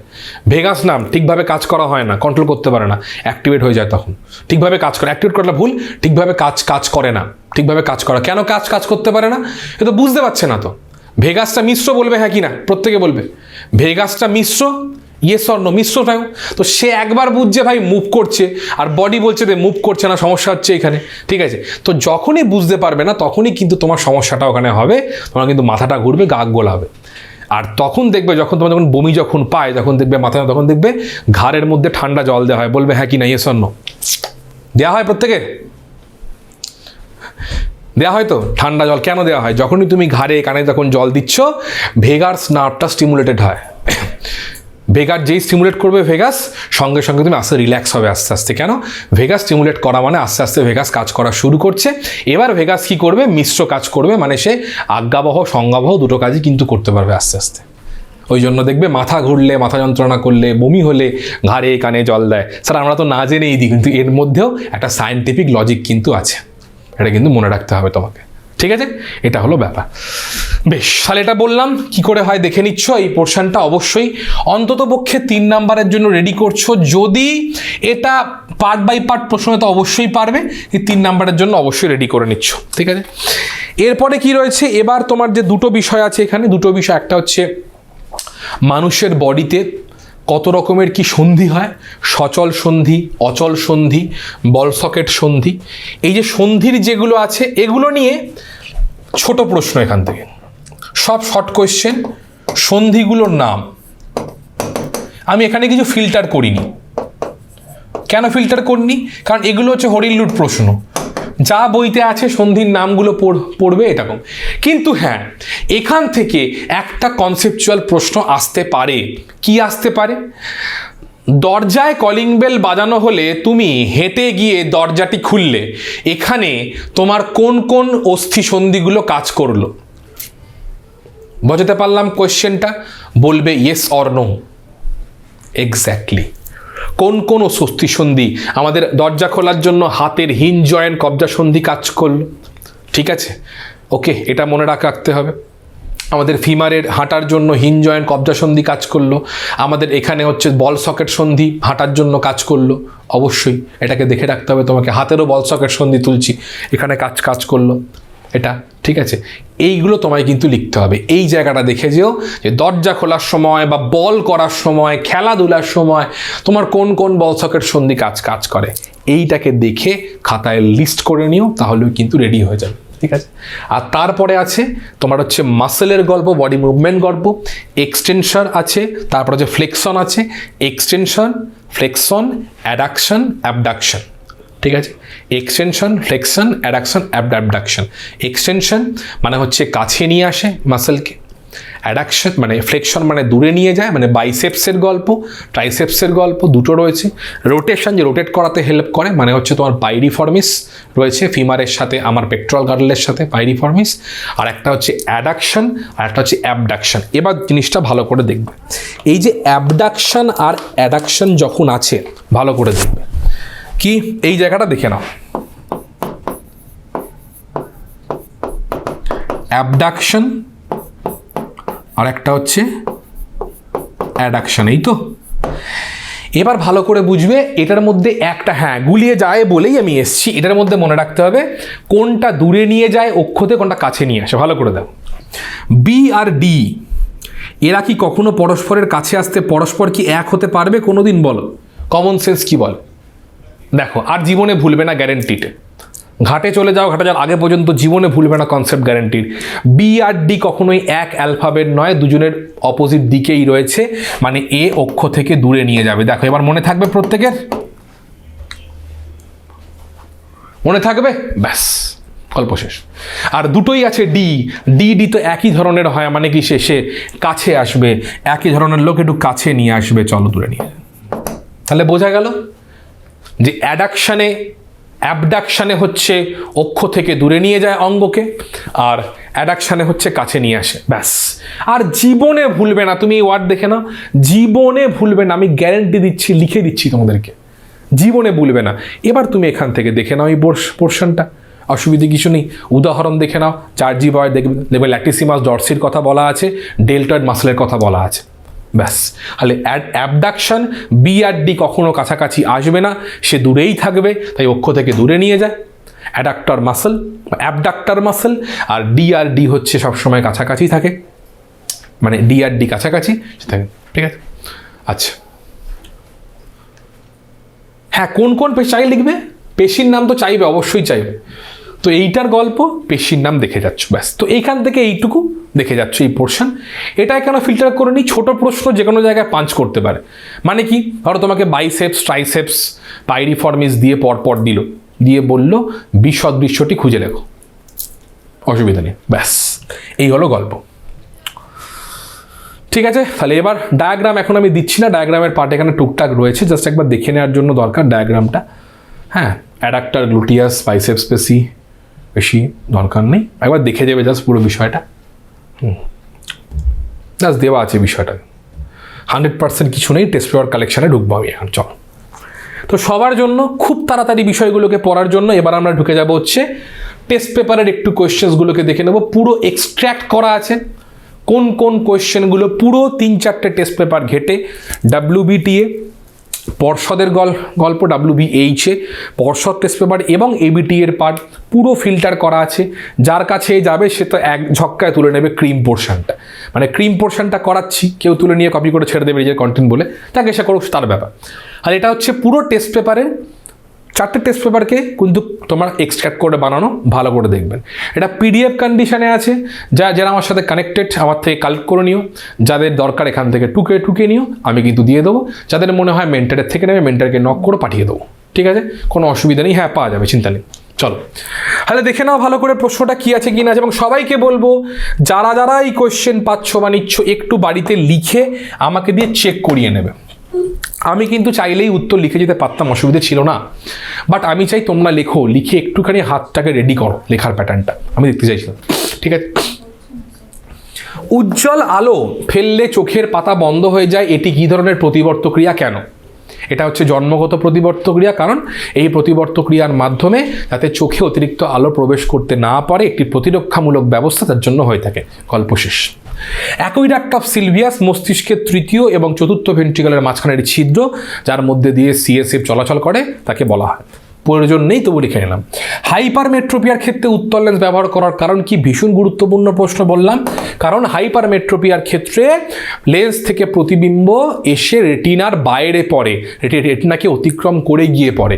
উত্তল লেন্স ব্যবহার করা হলে প্রতিসৃত রশ্মি, খেয়াল রাখবে, উত্তল লেন্স ব্যবহার করলে প্রতিসৃত রশ্মি সঠিকভাবে রেটিনার ওপর গিয়ে আপতিত হতে পারে, তার জন্য তোমার দর্শনটি সঠিকভাবে হয়, সেই কারণে ব্যবহার হয়।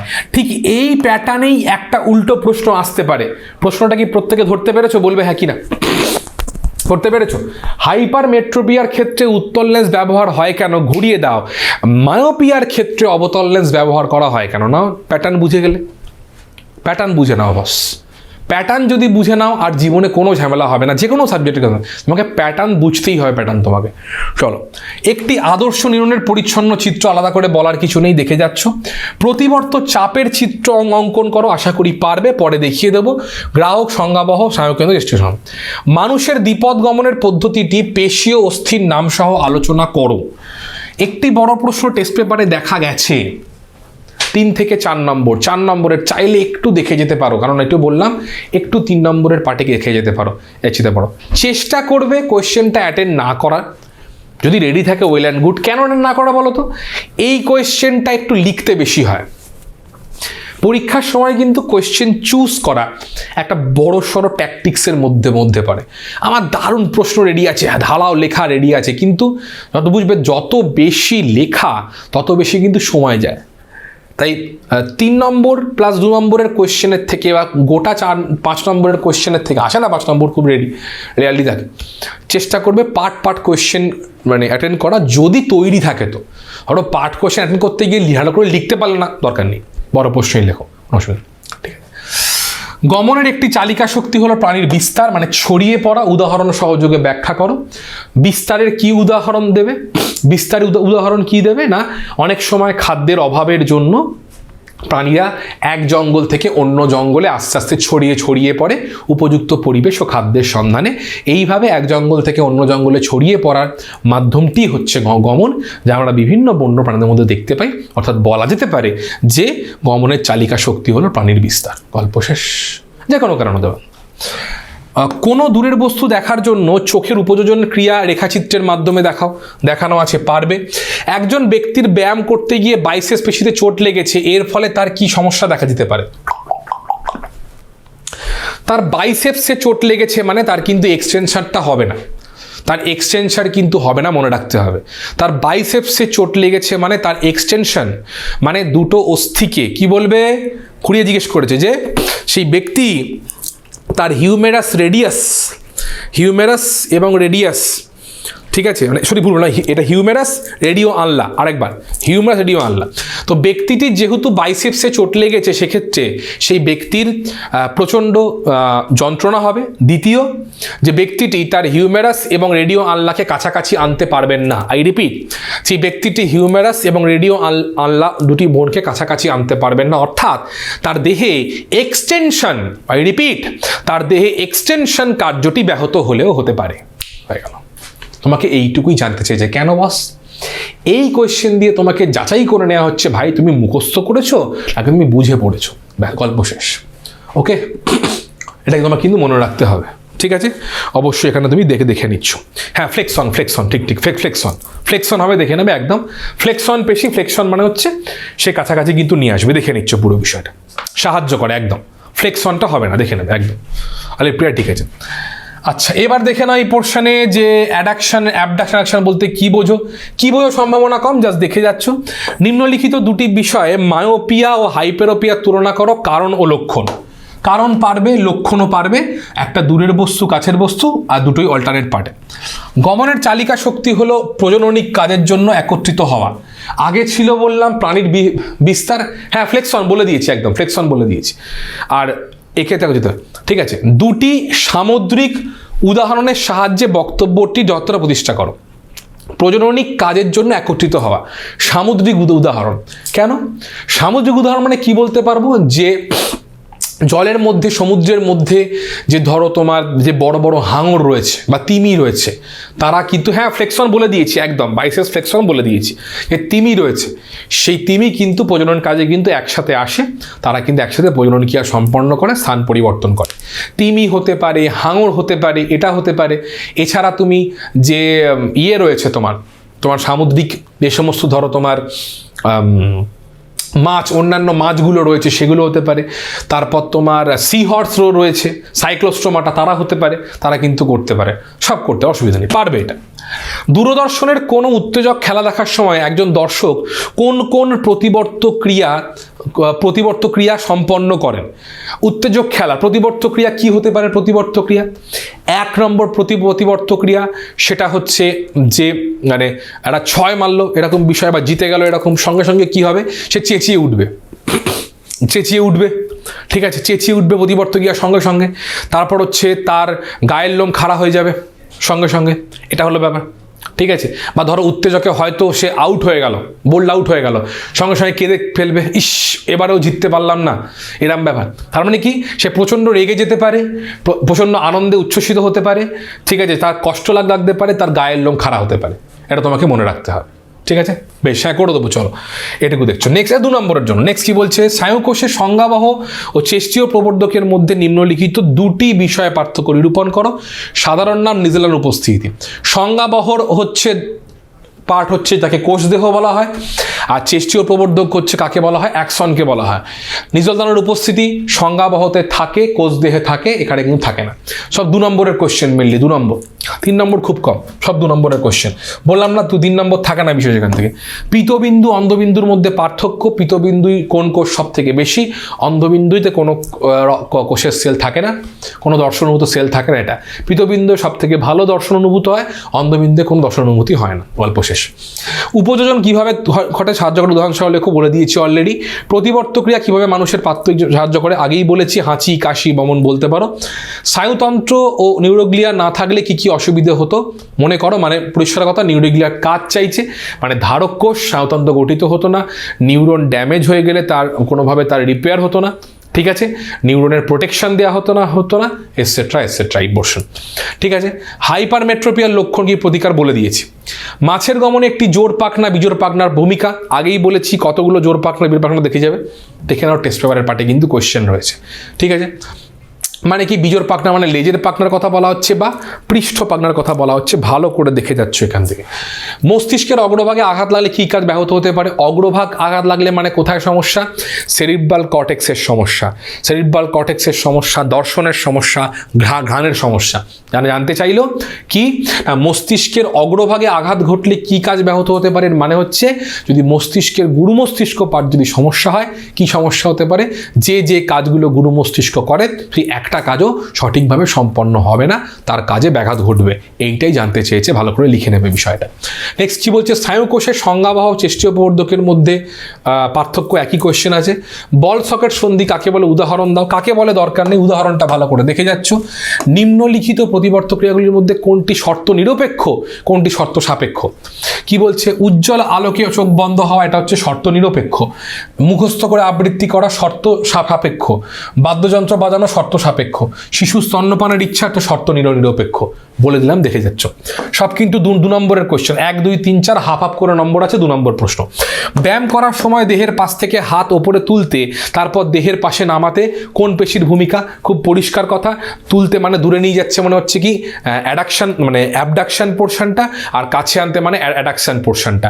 প্রত্যেকে বলবে বুঝতে পারলে কি পারলেন, ঠিক আছে, ভালো করে দেখো যে এটা হচ্ছে abduction portion, addiction portion, abduction adoption, back, এইটুকু তোমাকে জানতে চেয়েছে। মানে কোথাও না কোথাও গিয়ে আমাকে কোয়েশ্চেন প্যাটার্ন এটা সিগনিফাই করছে তোমাকে ডিরেক্ট কোয়েশ্চেন করা হবে না, তোমাকে একটু কোয়েশ্চেনগুলোর সাথে তোমার প্রাত্যহিক জীবনের উদাহরণগুলোকে মিলিয়ে মিশিয়ে কোয়েশ্চেন করা হবে। এইটা ভালো করে তোমরা দেখে যাচ্ছ এক্স্যাক্টলি।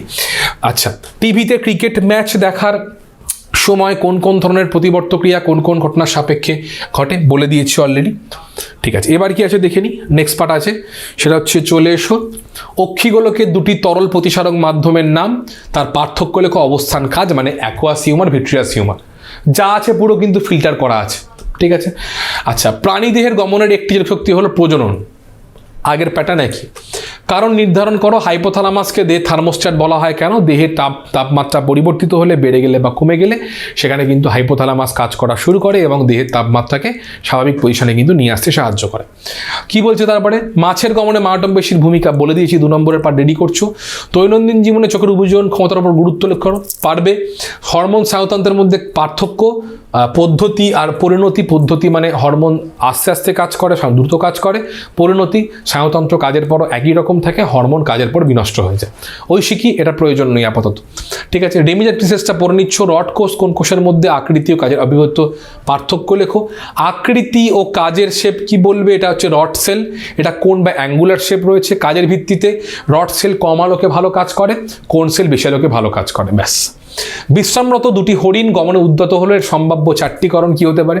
বিশ্রামরত মানে প্রথম হতে পারে আত্মরক্ষা, দ্বিতীয় হতে পারে খাদ্য আহরণের জন্য, তৃতীয় হতে পারে তোমার কোনো বিস্তারের জন্য রয়েছে, আর 4 নম্বর হতে পারে হচ্ছে তার হয়তো কোনোভাবে হয়তো তেষ্টা পেয়েছে, কোনোভাবে জলের সন্ধানে গেছে, ঠিক আছে। নিম্নলিখিত ক্রিয়াগুলোর মধ্যে যুক্ত মস্তিষ্কের অংশগুলোর নাম লেখো। দেখো বলেছিলাম কোয়েশ্চেন, শ্বাসক্রিয়া, গলাধকরণ, দেহের ভারসাম্য নিয়ন্ত্রণ, স্পর্শ ক্রিয়া, ঠিক আছে, এটা তোমাকে মনে রাখতে হবে এই জায়গাটা। শ্বাসক্রিয়া পন্স, গলাধকরণটা পন্সের মধ্যে পুরো ভারসাম্য লঘু মস্তিষ্ক। স্পর্শক্রিয়া চাপ মানে হচ্ছে তুমি থ্যালামাস বলতে পারো, এই পোর্শনটা থ্যালামাস পোর্শন কাজ করবে। নিম্নলিখিত দুটি বিষয়ে মায়োপিয়া হাইপারমেট্রিয়ার পাঠ তুলনা করো, কারণ লক্ষণ আগে বলে দিয়েছি। সংবেদী নিউরন ও মোটর নিউরনের মধ্যে একটি গঠনগত কার্যগত পার্থক্য। সংবেদী নিউরন হচ্ছে এখানে আমরা সংবেদনশীল সেন্সরি নিউরন কিন্তু থাকে, আর কার্যগত মানে কি বলবে, এরা গ্রাহক থেকে সিএনএসে নিয়ে যায়, উল্টোটা হচ্ছে সিএনএসে কারকে নিয়ে যায়। নেক্সট কি বলছে, সাইন্যাপস আর এর মধ্যে পার্থক্য সম্ভাবনা আছে। সাইন্যাপস হচ্ছে তোমার অ্যাক্সন ডেন্ডনের মধ্যেকার, আর সাইন্যাপসিস মানে হচ্ছে পড়বো সেকেন্ড চ্যাপ্টারে, সেটা হচ্ছে জোর বাঁধার প্রক্রিয়া, যে বাইভ্যালেন্ট জোর বাঁধার প্রক্রিয়া, তাকে সাইন্যাপসিস বলে, দেখে নিচ্ছ। ঠিক আছে, ডেন্ডন ও অ্যাক্সন ডিক্রিয়ে কাজ লেখো, কাকে বলে দরকার নেই। মেডেল অবলাঙ্গাটার কাজ পড়ছো, চোখের উপযোজন কেন প্রয়োজন পড়ছো, নিউরন নিউরোগ্লিয়া দুটো পার্থক্য দেখে নিচ্ছ, মাছের গমনের গ্রন্থি ও পুচ্ছ বাগনার ভূমিকা আলোচনা করছো। ঠিক আছে, চালিকা শক্তি এইটা দেখছো, স্নায়ুতন্ত্রের মধ্যে পারস্পরিক সম্পর্ক, প্রতিবর্ত চাপের চিত্র, বিশ্রামরত প্রাণীতে উদ্যত হলো দেখে নিচ্ছ। দূরের জিনিস স্পষ্ট দেখতে পেলেও কাছের জিনিস দেখতে পায় না কেন, ওটাই গল্প, মানে হচ্ছে তোমার দূরের জিনিস মানে তোমার হাইপারমেট্রোপিয়া মায়োপিয়ার গল্প। 46 বছরে বই পড়তে সমস্যা হচ্ছে, এটা হচ্ছে প্রেসবায়োপিয়ার গল্প। ঠিক আছে, নিম্নলিখিত ক্রিয়াগুলির সম্পাদনকারী ডিসিট প্রকৃতি উদাহরণ লেখো। অঙ্গকে দেহ থেকে নিকটবর্তী জায়গায় নিয়ে আসে, সাহায্য করে। সাইনাস পার্থক্য, তোমার কোনো বন্ধু দূরে সমস্যা হচ্ছে, কী সমস্যা হয় দেখে নেবে। মুখের কথা বলা, তৃষ্ণা নিয়ন্ত্রণ, কে কোন অঞ্চল দেয় দেখে নিচ্ছ, ব্যাস। ওকে, এই হলো পাঠ আজকে। দেখে নাও, বুঝে নাও, চিনে নাও, পুরোটা বলে দিয়েছি। একবার স্ক্রিন ছেড়ে দিচ্ছি, যারা পজ করবে সে দেখে নিতে পারবে এখান থেকে। ওকে, চলো বেশ, সেখানেও তাই, একবার স্ক্রিনটাকে পজ করে ছেড়ে দিচ্ছি, দেখে নাও, যার দরকার সে নিয়ে নেবে এখান থেকে। ঠিক আছে, চলো, এই হলো আজকের পাঠ, পেয়ে যাবে নিশ্চয়ই, এইগুলো আজকের পাঠ। ঠিক আছে, এইটুকু থাকবে আজকের মতো ক্লাসটা আমি এখানেই শেষ করলাম। আশা করি ক্লাস করার প্রত্যেকের ভালো লেগেছে। আবার দেখা হচ্ছে নেক্সট ক্লাসে।